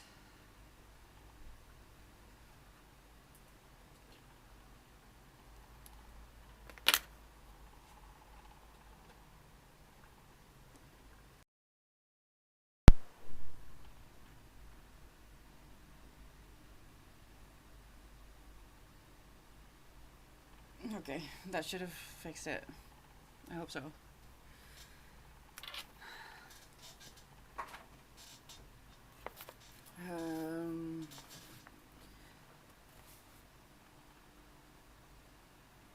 She's wearing his t-shirt, all right? And so he has waltzed through all of the boundaries. He's getting help of her supposed best friend. That she's wearing his t-shirt, he only knows this because he has no regard for her boundaries or the safety that the hospital. Oh no, wait, she's not in a hospital. Hold on, she's just at home. Lola. No, that's actually worse. So this is the second time that she's being cornered in her own home, where she should be safe. If she doesn't want to see a man or anyone, no one should allow him inside. But because he now stands with his back against the door, apparently he knows about consent.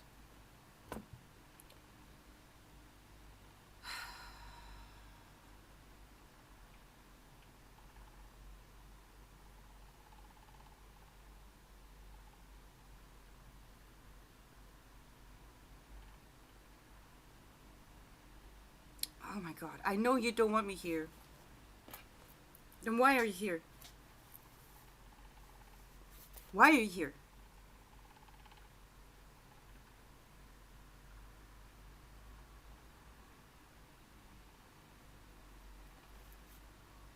Keeping your distance from her would have meant not going to her apartment, where she clearly doesn't want you, Nate.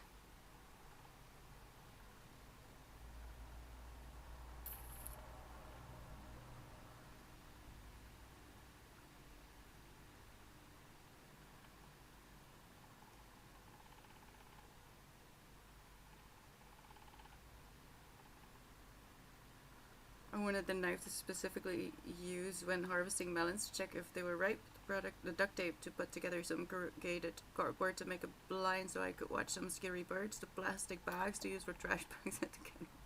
All innocent. Unfortunate. That's unfortunate. It's a series of unfortunate products to buy. As long as you didn't throw away a suspicious looking carpet, I feel like you should be fine.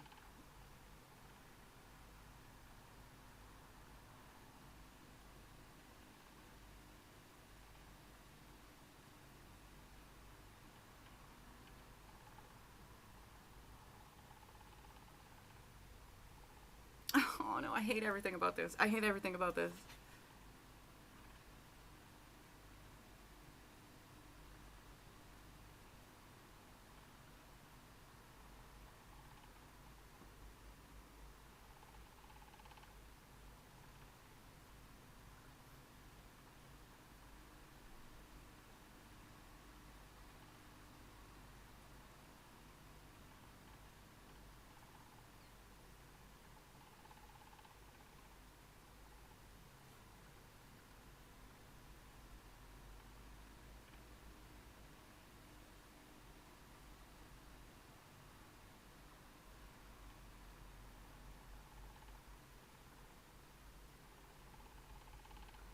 I don't even want to think about the logistics of what he was gonna do there. But what do you mean?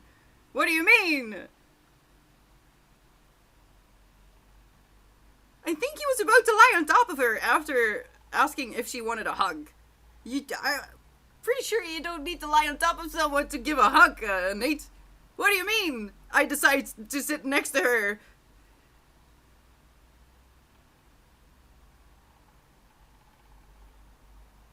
I don't know where to put myself, so I sit beside her. What?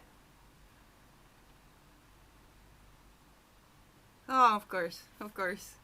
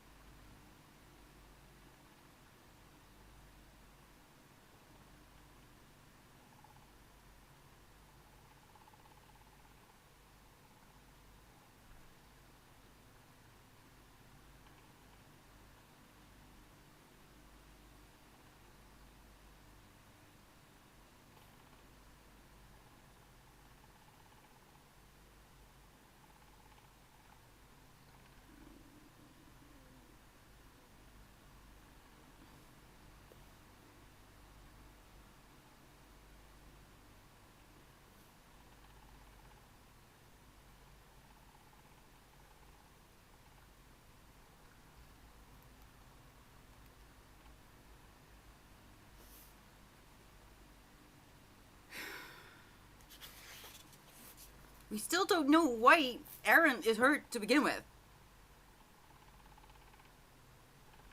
So why are you feeling guilty? He shouldn't have been on the ice.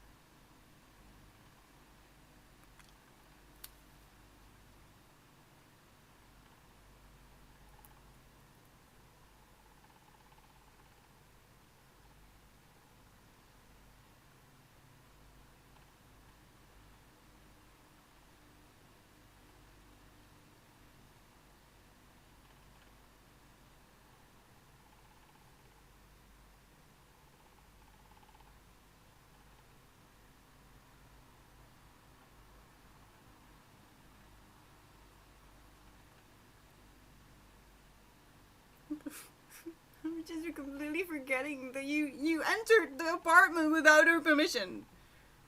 He entered the apartment without her permission, but because he's now washing her hair and asks before he gives a hug.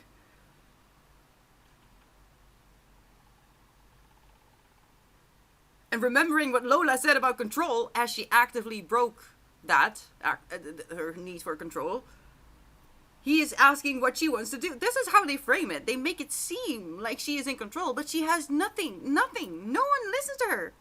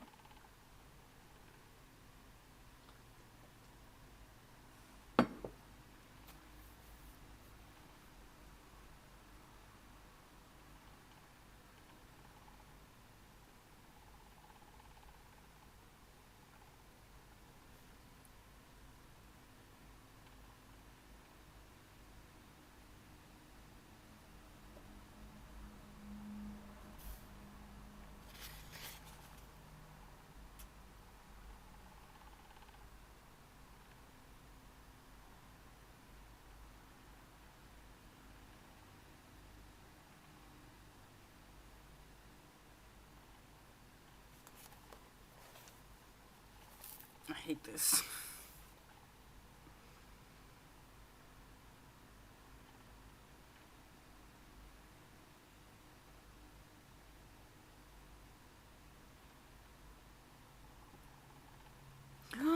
Wait, that's why people say that nothing happens, because there's so much happens, but there's not much smut. I figured it out. That's it. Actually, because there were several people who said nothing happens in this book. What do you mean?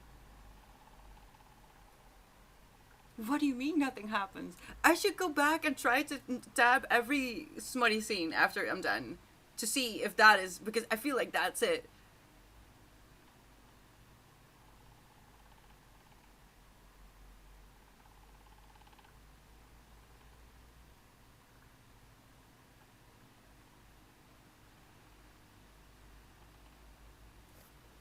That would make so much sense.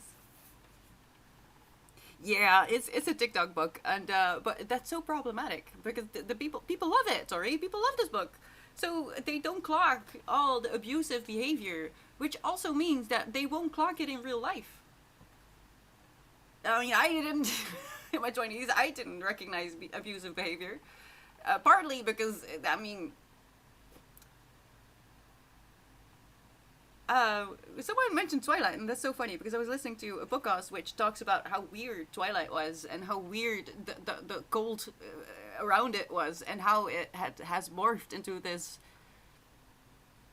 just this completely separate thing from what it was. You mentioned it, Prashant. Okay, so actually there's so much wrong with that as well, and not in a funny way, because the movies are quite funny. If you look at the movies, you shouldn't take them seriously. If you look into the author, highly problematic, but also Edward, the age difference, anyone? But also he stalks her, and he watches her sleep. This is so creepy. How did I think that was romantic?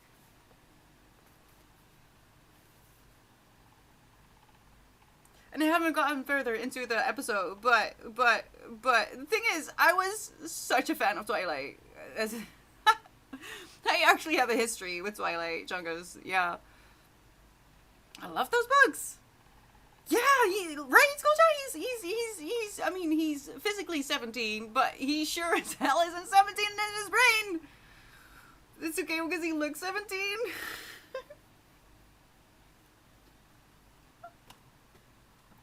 There's so much wrong, and it's so creepy. You hated it.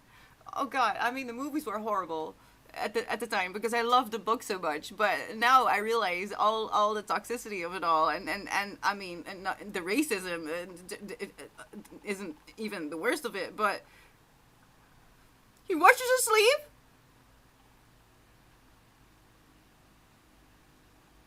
You read and watched them specifically so I could hate on them. Good, Chungus. I'm proud of you. I'm proud of you that you didn't just hate for the hate, but that you actually informed yourself. And then, you know what? I actually made a coworker of mine at the time read the Twilight books, and he read the entire series as well, which was great for his girlfriend because his girlfriend felt the same way as I did, which was I loved them, but they couldn't actually have an effective conversation about the books because he didn't read them, and I refused. I refused as well. So he was like, "Fine, I'll read them."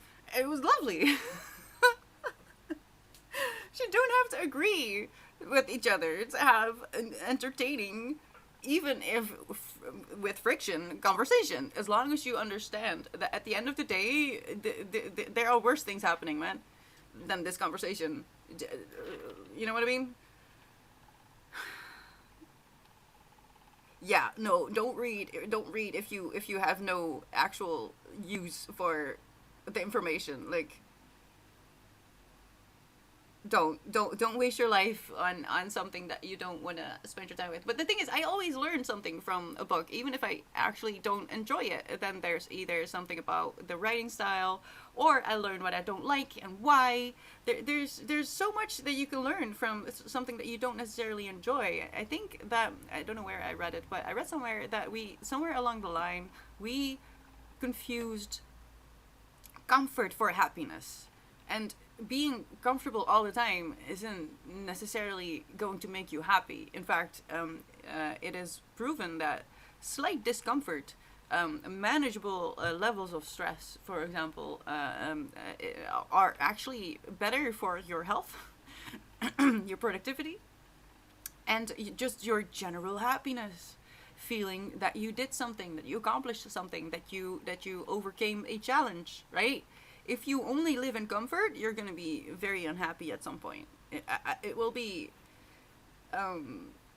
nice until it's not. I mean, think of the 2020. I think a lot of people who surrendered to the PJs all day and going feral enjoyed that for only a limited amount of time. Then they would come back to, well, maybe, putting on pants and having some kind of goal during the day might be nice. Getting drunk every day is only fun to a certain degree, and then it's really not. Humans want to be productive. We want to have a goal. So not enjoying this for the reasons that they intended to is, for one, in this case, good. Very happy that I see the red flags, so I can now talk about it to other people and hopefully point them towards healthier books with healthier relationships. I'm not sure about contemporary because there's just so much wrong with contemporary books. There's just so much of the current state of social unrest visible in a lot of the books, but cloaked as healthy behavior, and it's really upsetting.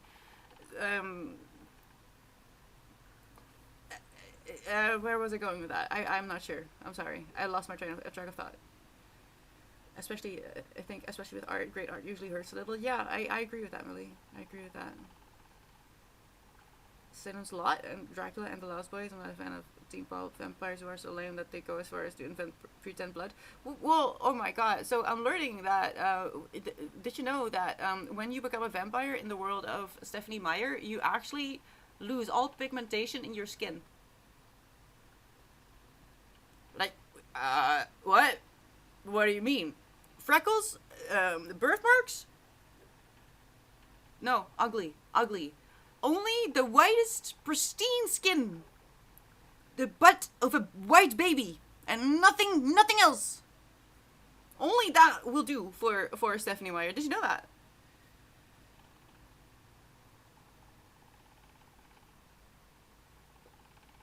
I didn't. I didn't. No one talked about that. But yeah, the movies try to be a little bit more inclusive, but Stephanie Meyer, whoa.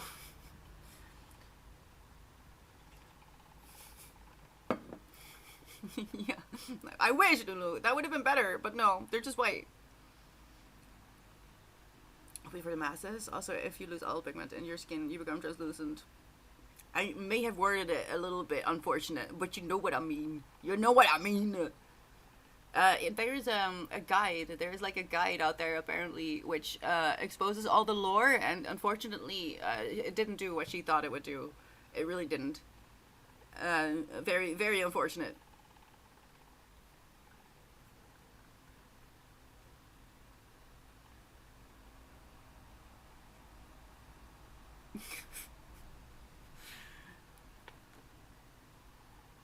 Yeah, no, I'm really looking forward to Young Mungo, which I'm reading just for actual joy. So much better than this. This is just sad.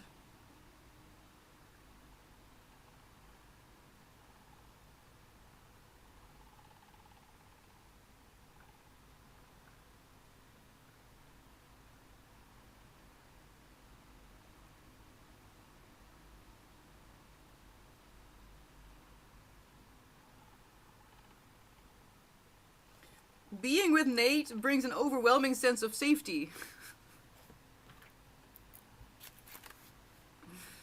Girl, go to therapy, please. Go to therapy and find new friends.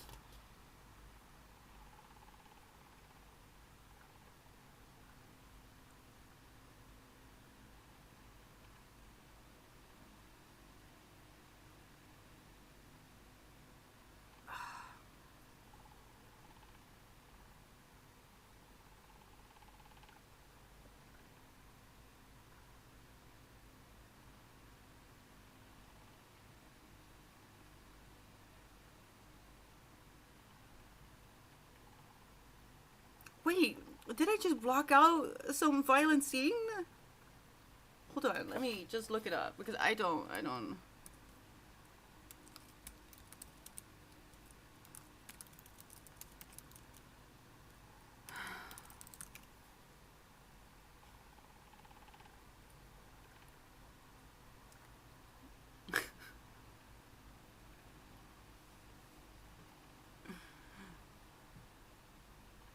Oh, when the icebreaker Ricky! Yay!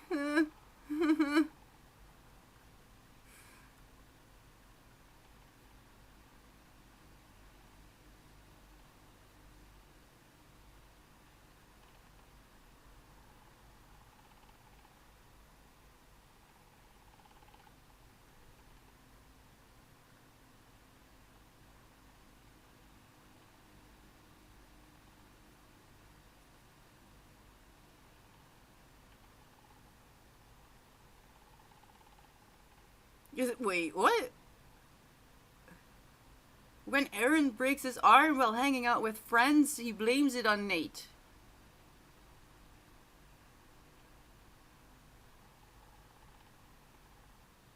It was so ew.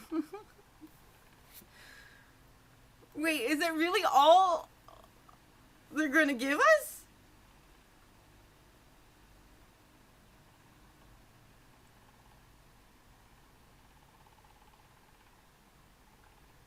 What was he doing? What do you mean? Hold on. You don't just break an arm. That's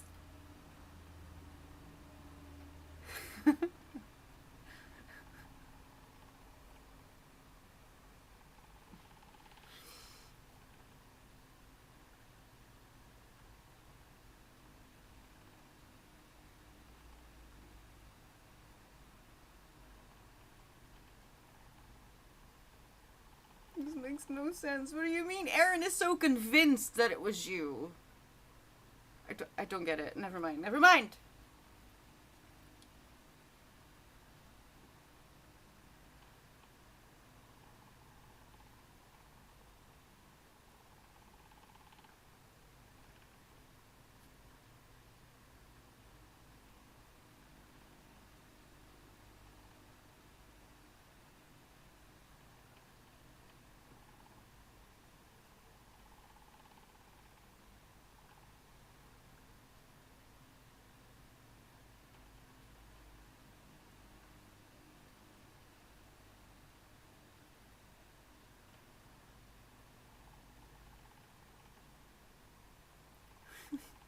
I'm so confused. Hold on. What?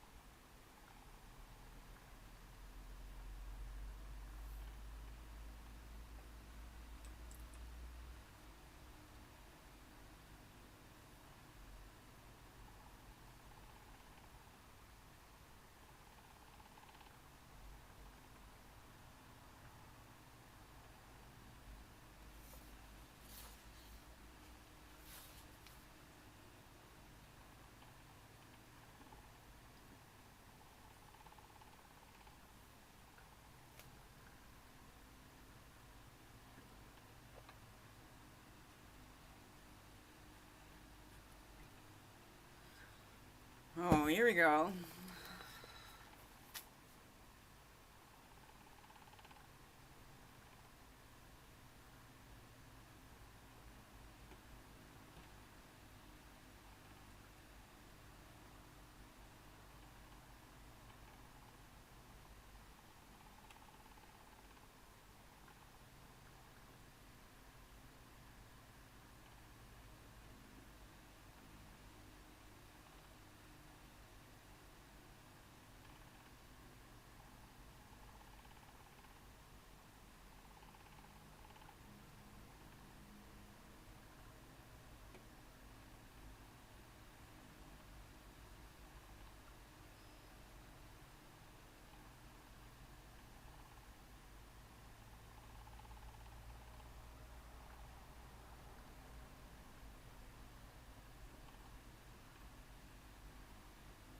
Why can't those things exist in the same time? Why can't they exist?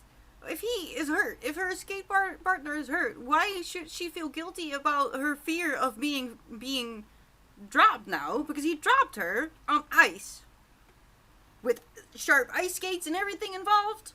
And yes, she fell on top of Aaron, but he shouldn't have been in the ice. He shouldn't have been cleared by the doctor or the coach, whoever did it. I forget who cleared him, but someone cleared Aaron that he could do lifts, right? So he couldn't. He broke his arm. So I'm not sure how we were in that position in the first place. How can she not feel those can exist at the same time? You can be worried about your friend and still be afraid of being dropped on ice. What do you mean? And what do you mean we're now taking an 8-week break? I thought he had already broken his freaking arm. Weren't we supposed to have an 8-week break before that?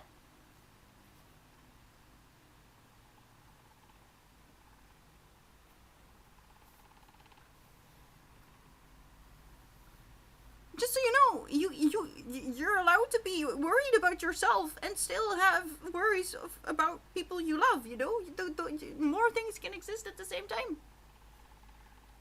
You don't need to feel guilty for being afraid to be dropped on ice.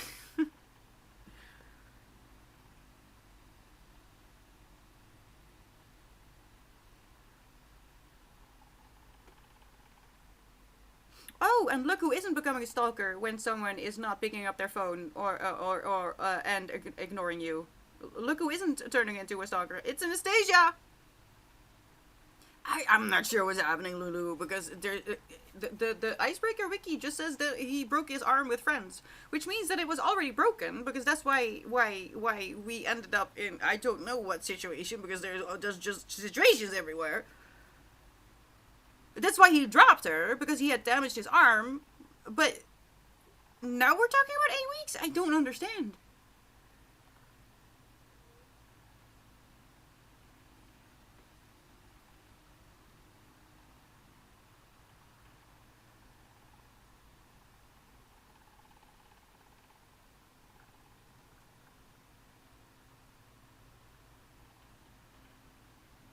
Why are we lying to Lola?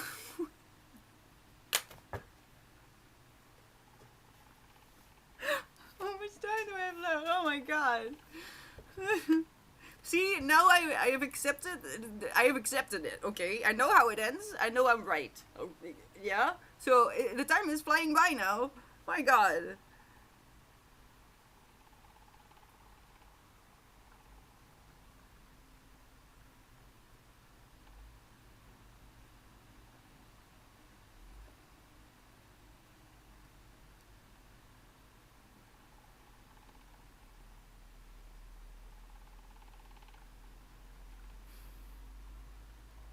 No, no, we're at a bar. And there's a group of guys. Oh no! They want to buy her a drink. Let me guess. Are we gonna get violent?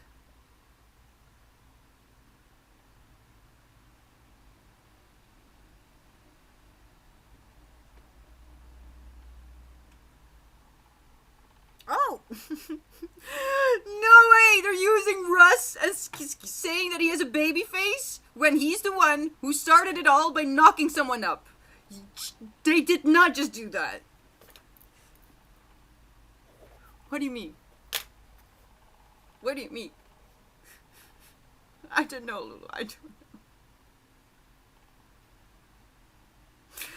It's just plot holes and dysfunction.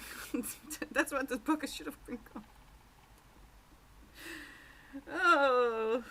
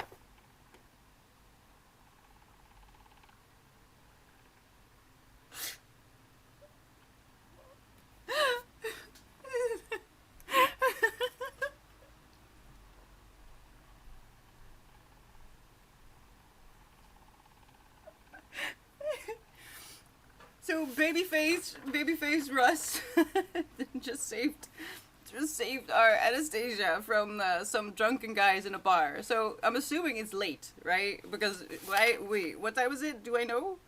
We're drinking a vodka Diet Coke in a dive bar 2 blocks away from Simone's, which is where we said we would be to Lola. Why we're lying to Lola, I don't know, but maybe because Lola keeps breaking our boundaries, but anyone's guess. So she was there for about an hour, and when she wants to leave, this group of drunk and desperate guys start to bother her, at which point Babyface Russ saves the day, and now they're outside in the November wind, and he says... No, she invites him to wait with her until her ride arrives, and her Uber, and he says, Russ says, wait, where is it? he says a place where she can wait. There's a coffee shop right around the corner. I can wait with you if you like. It's the other way around. I'm so sorry because this sentence is sending me. I'd offer you a ride, but I usually run home. What do you mean? After you've been to the bar?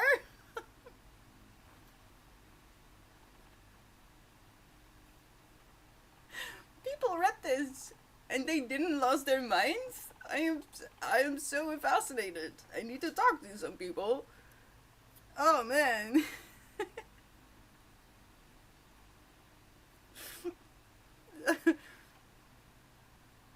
And she doesn't respond to it at all. I would have questions. mm. Yeah. Yes, it's evening. Why would you run home?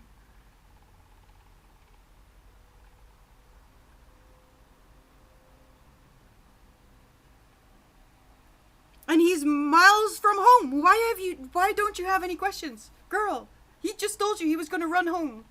But he lives miles away and it's evening.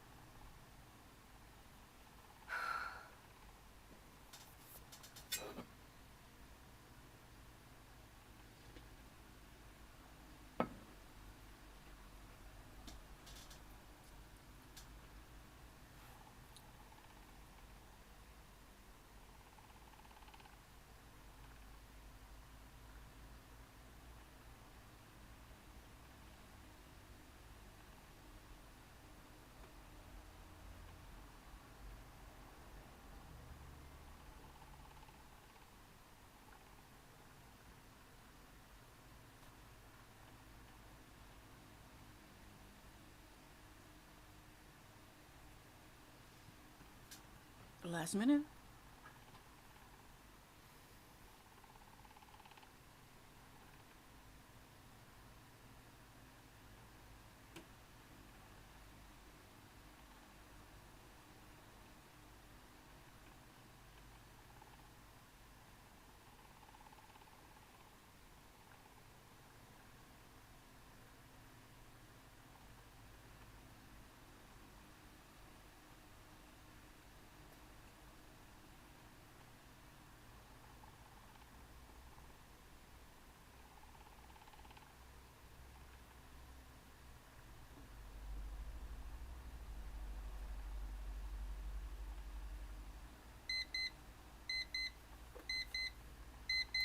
Just in time. Just in time.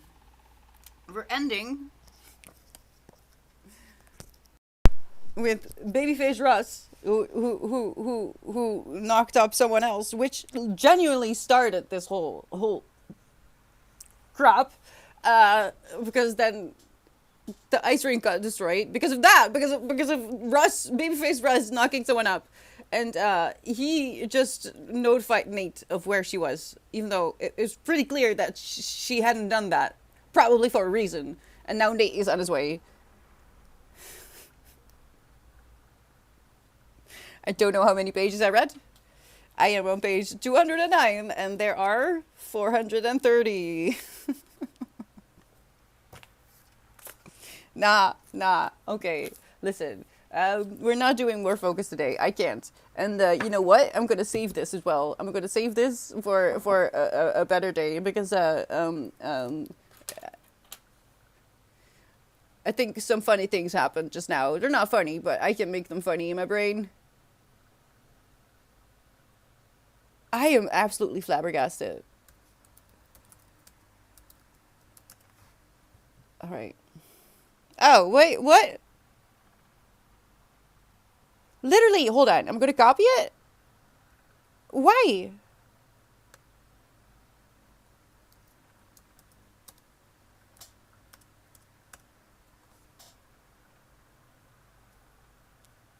Why am I being bullied again? But it's not you. Whoever had a message double posted, it's not you. It's Twitch.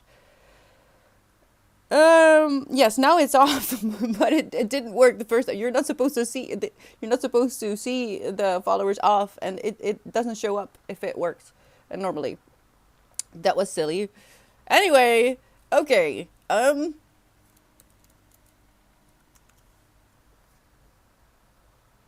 are we feeling? It just bullies me, Rashui, because I copied it and then I entered it again and then it worked. It's just being silly. But I'm used to Twitch being twitchy. I'm going to go ahead and presume Nate did something again. He's about to, wisdom, because he just got invited to the place where Anastasia is. He said it amazingly as well. I return with coffee and cherry. I'm always shouting when I read this book. It's absolute madness that people love this. I genuinely, I need to go on TikTok for this book only because I don't spend time on TikTok. I do have one, so people can't pretend to be me, but I don't like it there. That's a good one. They should rename it to Glitch. I am unsure what to do with your name, but Iara Iarichu? Is that what I do with your name? Please correct me if I'm wrong. And hello, Mohammed. Welcome in. Thank you so much for the follows. Yeah, because I'm laughing, but I'm getting a migraine again. I don't want to. I want to continue reading this. I do want to finish this book at some point, but in the name of physical health, I decided to just do one sprint and 1 power hour today, laughing through the pain. I have no choice. At least now I can, Tori. At least now I know where we're going, and I don't have some hope lingering in the back of my mind that somehow this is going to end up being one of the most educational books ever. And in fact, it was written to warn you about all the red flags that are out there, like in life. It's genuinely, not just because of your romantic relationships, but your friends and strangers even, because everyone is just absolute madness.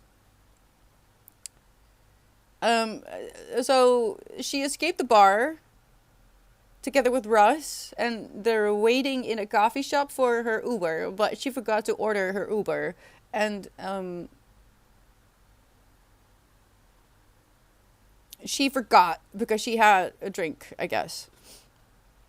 And this Russ is apparently feeling uncomfortable. He needs to be somewhere. They're setting up book two because I'm pretty sure the second book is about Russ. Has to be.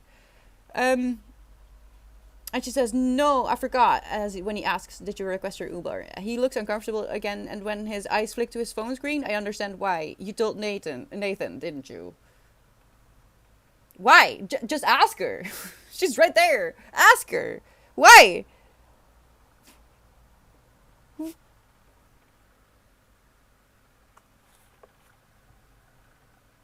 Bye, Skolja. Um,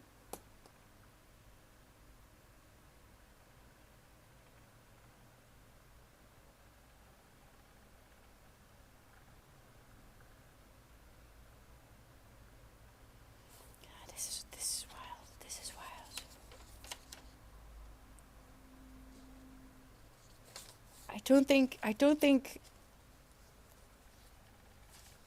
Here, does this look like a reading a funny book, a cozy funny? No, I'm so upset. Every freaking page.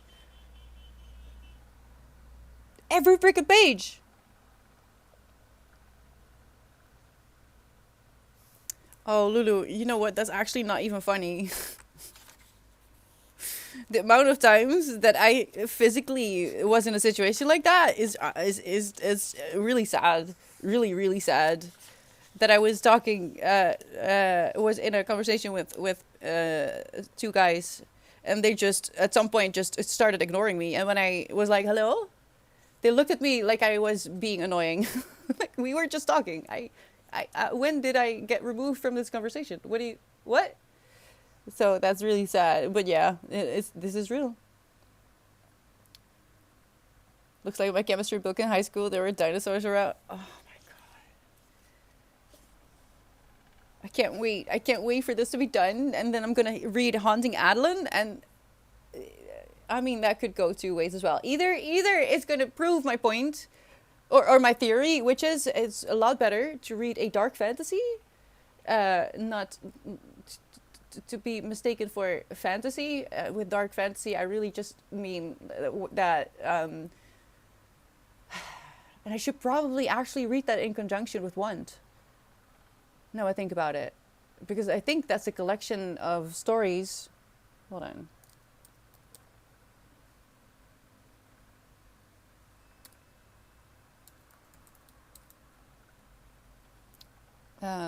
Collected by Gillian Anderson.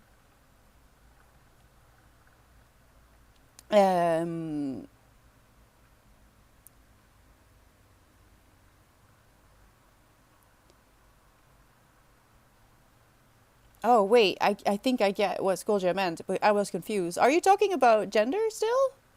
Because the thing is, Skolja, I do understand, but what you kind of refuse to hear is that I don't know anything about that. And you're putting me in a very difficult spot, if that is what you mean, by bringing it up continually when I'm not focusing on that. I'm focusing on the toxicity.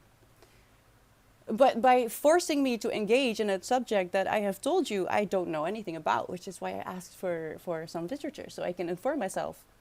But by continually activating that subject when that is not what we're talking about, you're forcing me to be a little bit hostile for those who don't understand me and are not familiar with the fact that I am actually incredibly curious and want this to be a safe space for everyone. But if you force me to talk about something that I don't know anything about, even though you know this, and I've told you this, and I've asked you for homework, you're putting me in a position where I might get cancelled. It's not very nice, right? So I can't engage with your conversation.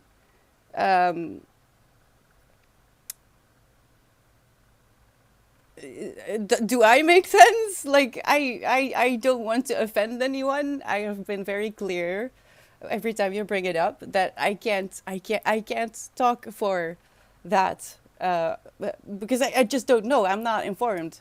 And while I understand where you're coming from, this is also probably why people who don't know about the struggles of transgender people, when you make it about transgender people, when that's not what I was talking about, that was also not what I was bringing down or being negative about, that was just not the subject. The subject is consent.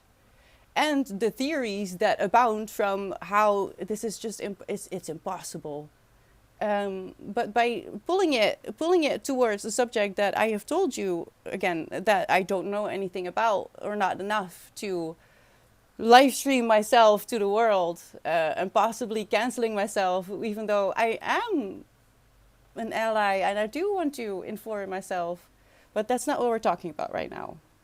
Okay. If they're gone, I hope they'll see this at some point, because it's really frustrating when I'm being put in a corner like that.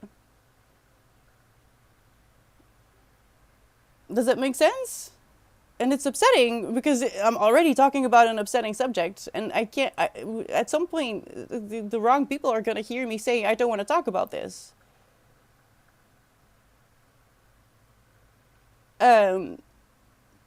Because there's just too many people with bad intentions. It's too easy to take something out of context. And when I say I don't want to talk about a certain subject like this, especially this month, I would rather not. That's not what this book is about, and I'm so sorry. I again, give me the literature, inform me, but don't make a conversation that isn't about that. It's, to me, it's upsetting because I feel like I'm being put in a corner when I'm trying to raise awareness about consent for everyone. We're being pulled into a conversation. Now I'm doing it even though I don't want to. But I guess I hope to let you know in case you think I'm ignoring. No, I'm not ignoring. I'm trying to protect myself.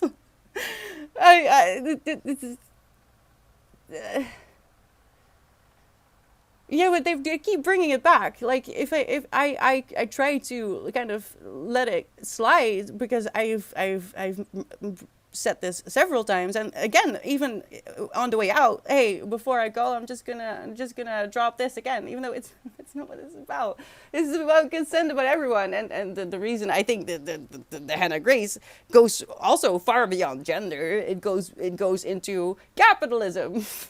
um, but more than that, what I want to say is that it's not, if you do that, if you make a habit out of trying to raise awareness in that way by making a conversation that wasn't about insert subject here, if you do that, the people who are on the fence at some point are going to jump in the other direction because they're just getting annoyed that the subject is being made about something that wasn't talked about before, but now we have to either make clear that we are supportive, we do, but that's not, you see, you're not staying on topic, for one, which is something that is appreciated in most live streams, to not derail the conversation at hand. But my biggest worry is if you continue to do that, even if someone has made it clear to you that they don't feel comfortable talking about the subject because they're uneducated, not because they don't want to talk about it or engage with it, but because they're uneducated and they don't want to say something that hurts someone on accident just because they're uneducated. If you continue to do that, like, I understand Schoolja, I do, but you keep putting me in a position where I might just do or say something that will hurt me, and that's not okay. On top of that, if you do that in places where people are a little less forgiving, you're gonna turn people against the subject, and I don't think that's what you want to do. So yes, raising awareness, super important, but in the places where it is, one, already talked about in some way, shape, sense, or form. But if you make it about you and your subject when that was not relevant at all, really, that's not okay. You're gonna make enemies of people who would have been convinced if you had gone about it in a different way. But the main subject of this is consent. Consent. And honestly, I think it's AI. I should have realized this before. Let me see, because the LC Silver Flawless series is also like 6 books in 3 years. That's insane. Maybe in fan fiction world, but that doesn't include quality writing. Not that this is necessarily quality writing, but this is also not fan fiction level. You know what I mean? And now I hear that there's a Netflix series. I mean, there are 1.3 ratings. Let me see. Hold on. I want to check something.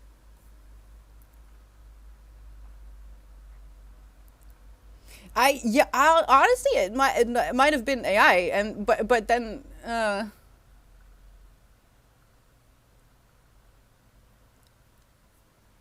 that's so interesting. Hannah Grace. She also doesn't have an actual picture on Goodreads, which to me it feels sketchy. If she is out there and promoting the book physically, which is what I've heard, and which is what I've heard as an argument for her being a real person, then why don't you have a real picture on your Goodreads? Why is that? Why you're clearly not scared to show your face, because otherwise you wouldn't do a book tour. That smells like a loophole. That smells like a loophole. And for those who say, well, she makes public appearances, might I remind you of Milli Vanilli? Milli Vanilli, people, everyone fell for it. Everyone.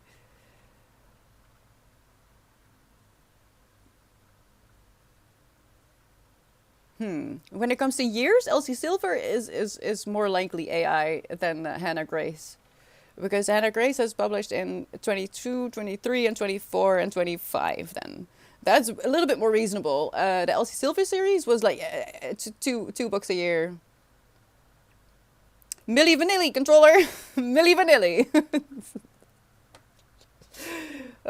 So I just don't believe it. I just don't believe that this is who they say they are. That's really all I'm saying. Whether they're male, female, or anything in between is not even the point. But because the misogyny is ingrained, regardless. My doubt is that Banksy and Sia are great artists, but yeah, there seem to be other factors. Sia, actually, Sia has an amazing voice. Amazing. Maybe her music isn't in your taste, but her vocal abilities, I can't do that. You know what I mean?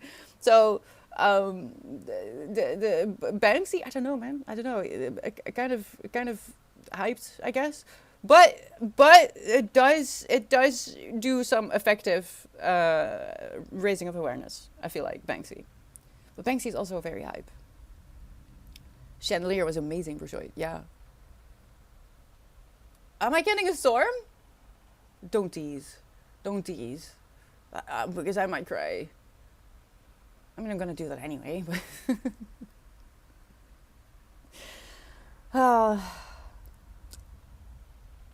can you hear that?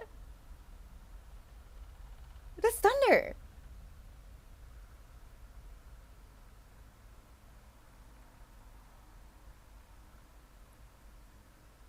I'm old enough to understand that, right? Controller? Like, Milli Vanilli, man. Just look up Milli Vanilli. So that's why, even if she makes public appearances, that doesn't convince me. That doesn't convince me. And then, I mean, I don't know the name of this at all. But then there was this artist. Was it in Asia where they made this entire fake artist, and she had public appearances and everything, like shows, maybe not fan meetings. Maybe, I'm not sure. This is a while ago, but it turned out that it was basically a psyop, and she was just projected on stage. She wasn't real at all. Wasn't that like a huge controversy a while ago?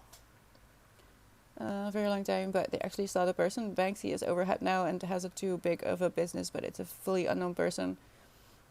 I think with Sia, there was a lot of. I mean, I knew Sia from her song "Breathe Me," which is deep into her backlog, and that was an ED song.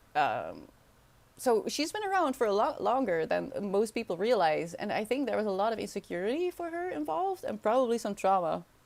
And not to mention how women are judged for their age, because a lot of people don't realize how old Sia actually is. She's not what they would call the youngest in the business, and it's just the sad really reality that women kind of age out a lot sooner than men do in the current state of our preferences in media. Although I do feel like there's a change about to happen. Genius marketing I feel like she was ahead of her time for sure. Yeah, she may not have done it for those reasons. I don't think it was fully marketing. I do feel like it was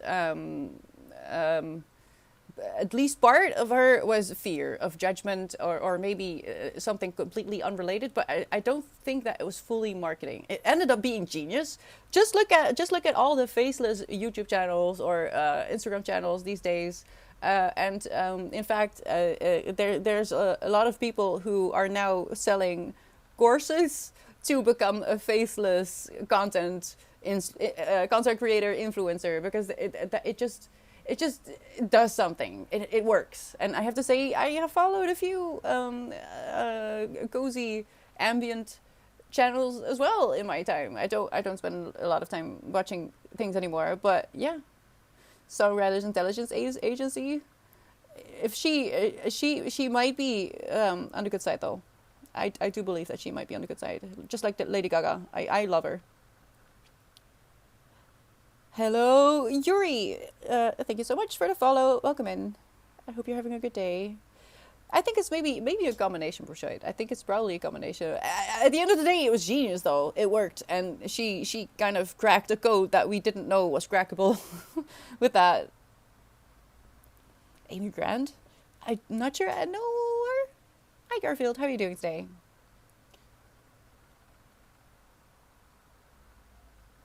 Yeah, it's we're working on it. A controller.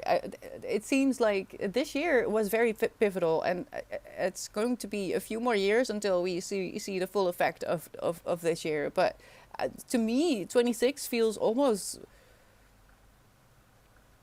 Well, no, actually, it is worse than 2020 because there's so much man-made pain this year that it's unbearable, and the airing of God knows how many decades of pain have been laid bare and nothing happened. And so this year has been so wild on so many levels.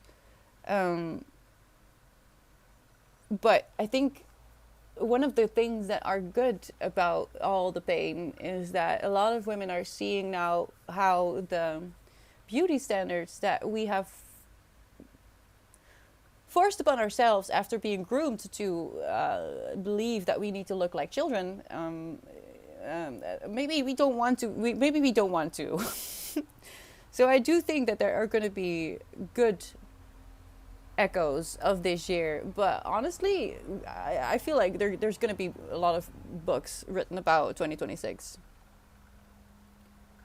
There's more equality now in ageism, but yes, Hollywood is way more punishing with mature women. Brad Pitt is still doing big movies. Yeah, and they're being paired off with really young girls, really, and it's. I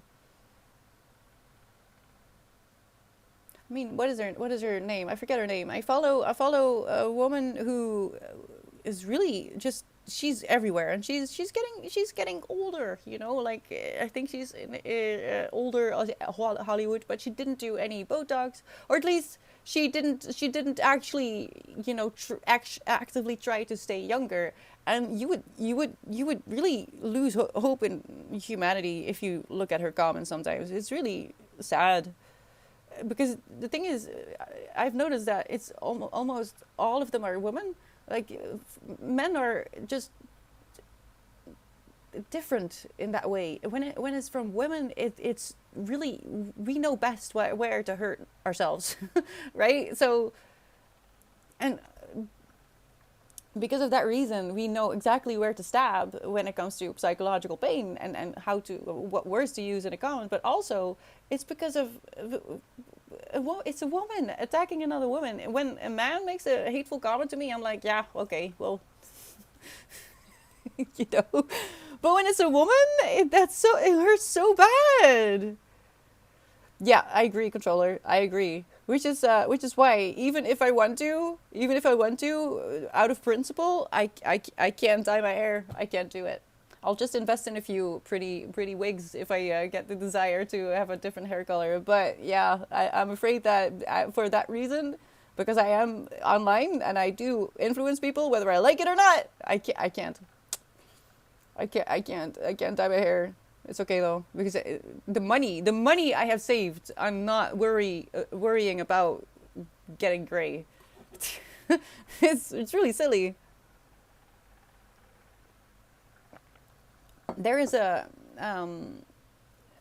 they're working on this town on all sides. I don't know. I don't go outside enough, and I haven't seen enough of the town. But everything is messed up. Every time I go outside, I'm confused, and there's new roads closed off. I'm not sure what's happening. Again, if the world is ending, I depend on you to tell me, okay? Just so you know. Hi, 12. How are you doing? Is it okay if I just call you 12? I try to make it easy for myself because I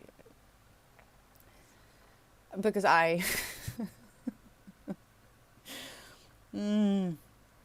Then there are actresses like Meryl Streep. Oh, Meryl Streep or Jodie Foster that transcend any poor critic. They're too good. And what is it about them? I mean, Gillian Anderson as well. And actually, I have just made my own project a little bit bigger.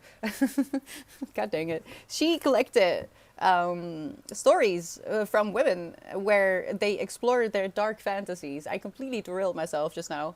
because I want to read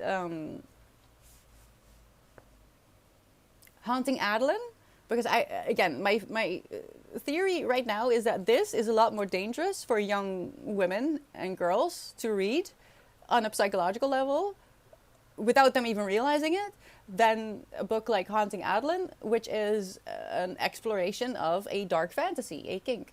And is not reflective of what is romantic, right? And it's really upfront about it. And I think I want to read Once by Gillian Anderson alongside it, because that is a book about dark fantasies of women. She the goddess herself. Where is it? I just had it open. Has collected these stories. Why does it get such a bad rating? Oh Lord, I am on this. I am on this. If you are interested in what I'm talking about this one. Thank you, controller. I'm not kidding. I don't watch the news, okay? I try to be informed. I try to, but genuinely, I understand now why I didn't watch any news at all for a long time, because I can't deal with the way people respond in my direct environment. It is highly upsetting when people don't care. So, I have to be careful. But then again, I don't know, man. I don't know. I feel like who has plans to go to Mars? Why don't we allow those people to go to Mars and we just start over here? Is that an idea? Because there's a few people working on that, right? Right? Can we just send them? And then we start over. You don't no need to dye your hair to get wigs. Just keep wearing the flower crowns. It's a nice look. Thank you, Blue. That's really nice. And thank you, Tori.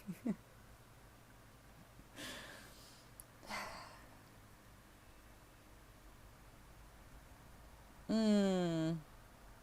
Yeah. Oh, I'm pretty sure that every female and a lot of male content creators are out there in ways that they don't want to be out there. I have already accepted that. When the AI apocalypse started, I immediately realized,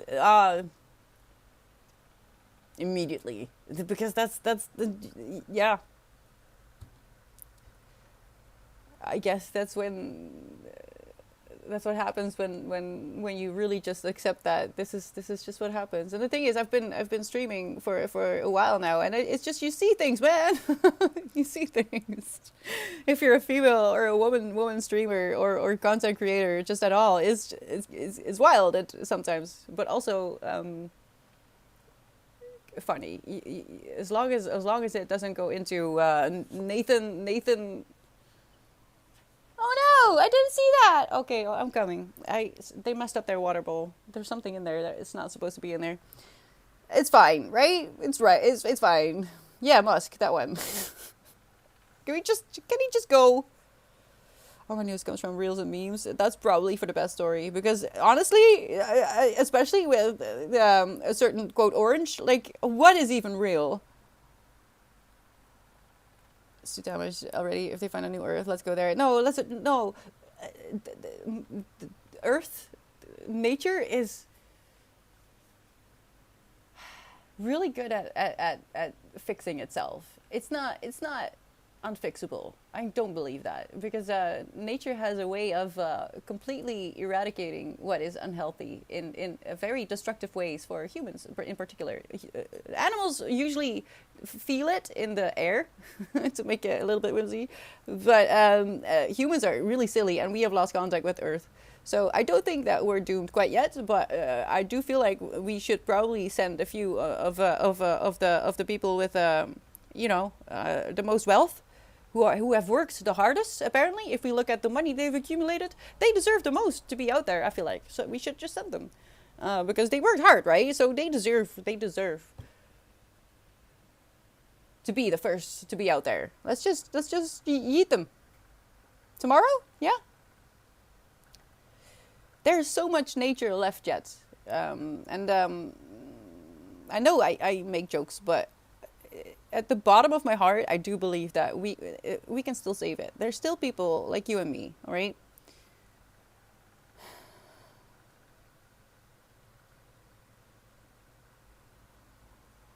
don't ditch the Mars idea. Just it's not worth it. You just focus on the moon now. No, no, no. Send it to Mars. Oh no, oh no. Listen, if they start projecting ads on the moon, I'm not sure what I'll do, but I might disappear from the internet. Just so you know, if they do that, if I ever disappear and it coincides with advertisements being projected on the moon, that means that I have given up, and I don't want to be any part of anything anymore. That is a nightmare. The moon is holy to me.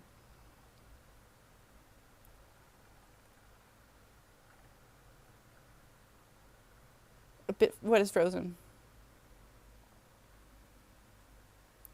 I'll take Pluto. Tori.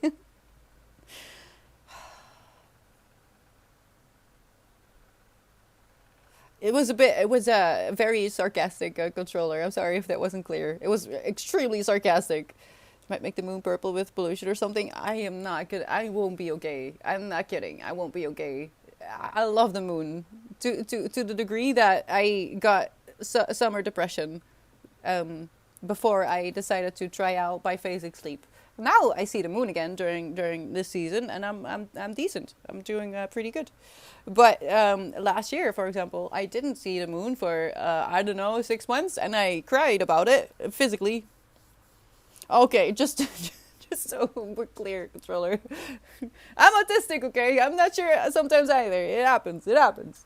We already know that the moon is going to become a Pepsi logo and some golden oranges. 100% Musk has already delivered the orbital those payloads.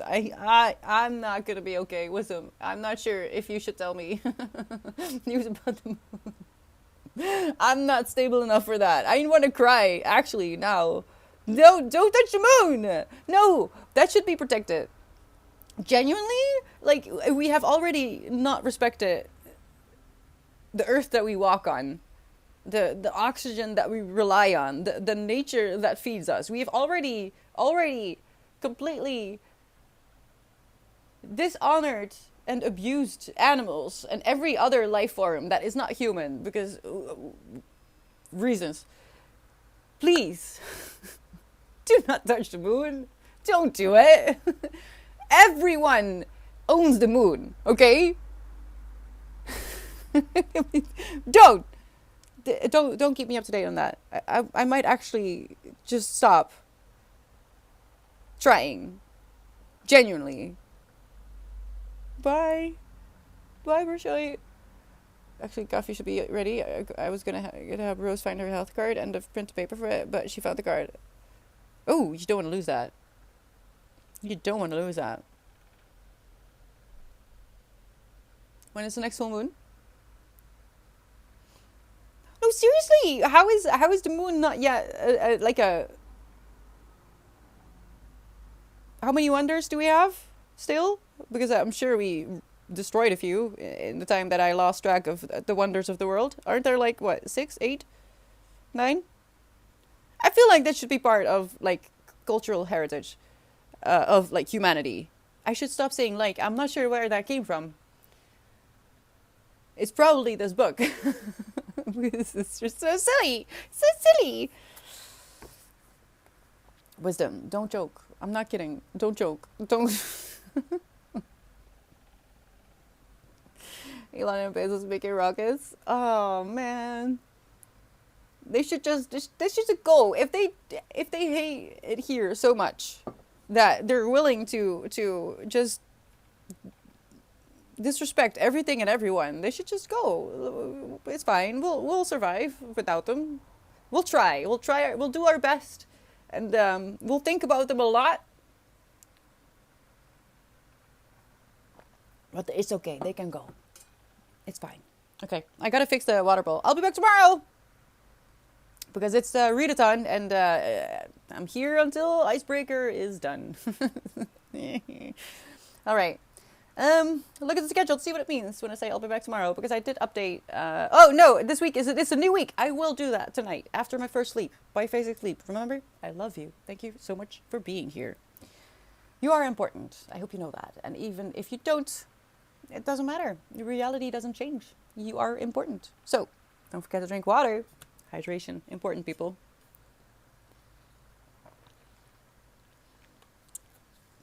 I need to mark the smutty scenes because I think that's why people think it's boring wisdom. I won't forget about that. All right. Please take care of yourself. Try to be kind. And I hope to see you very soon. Bye bye.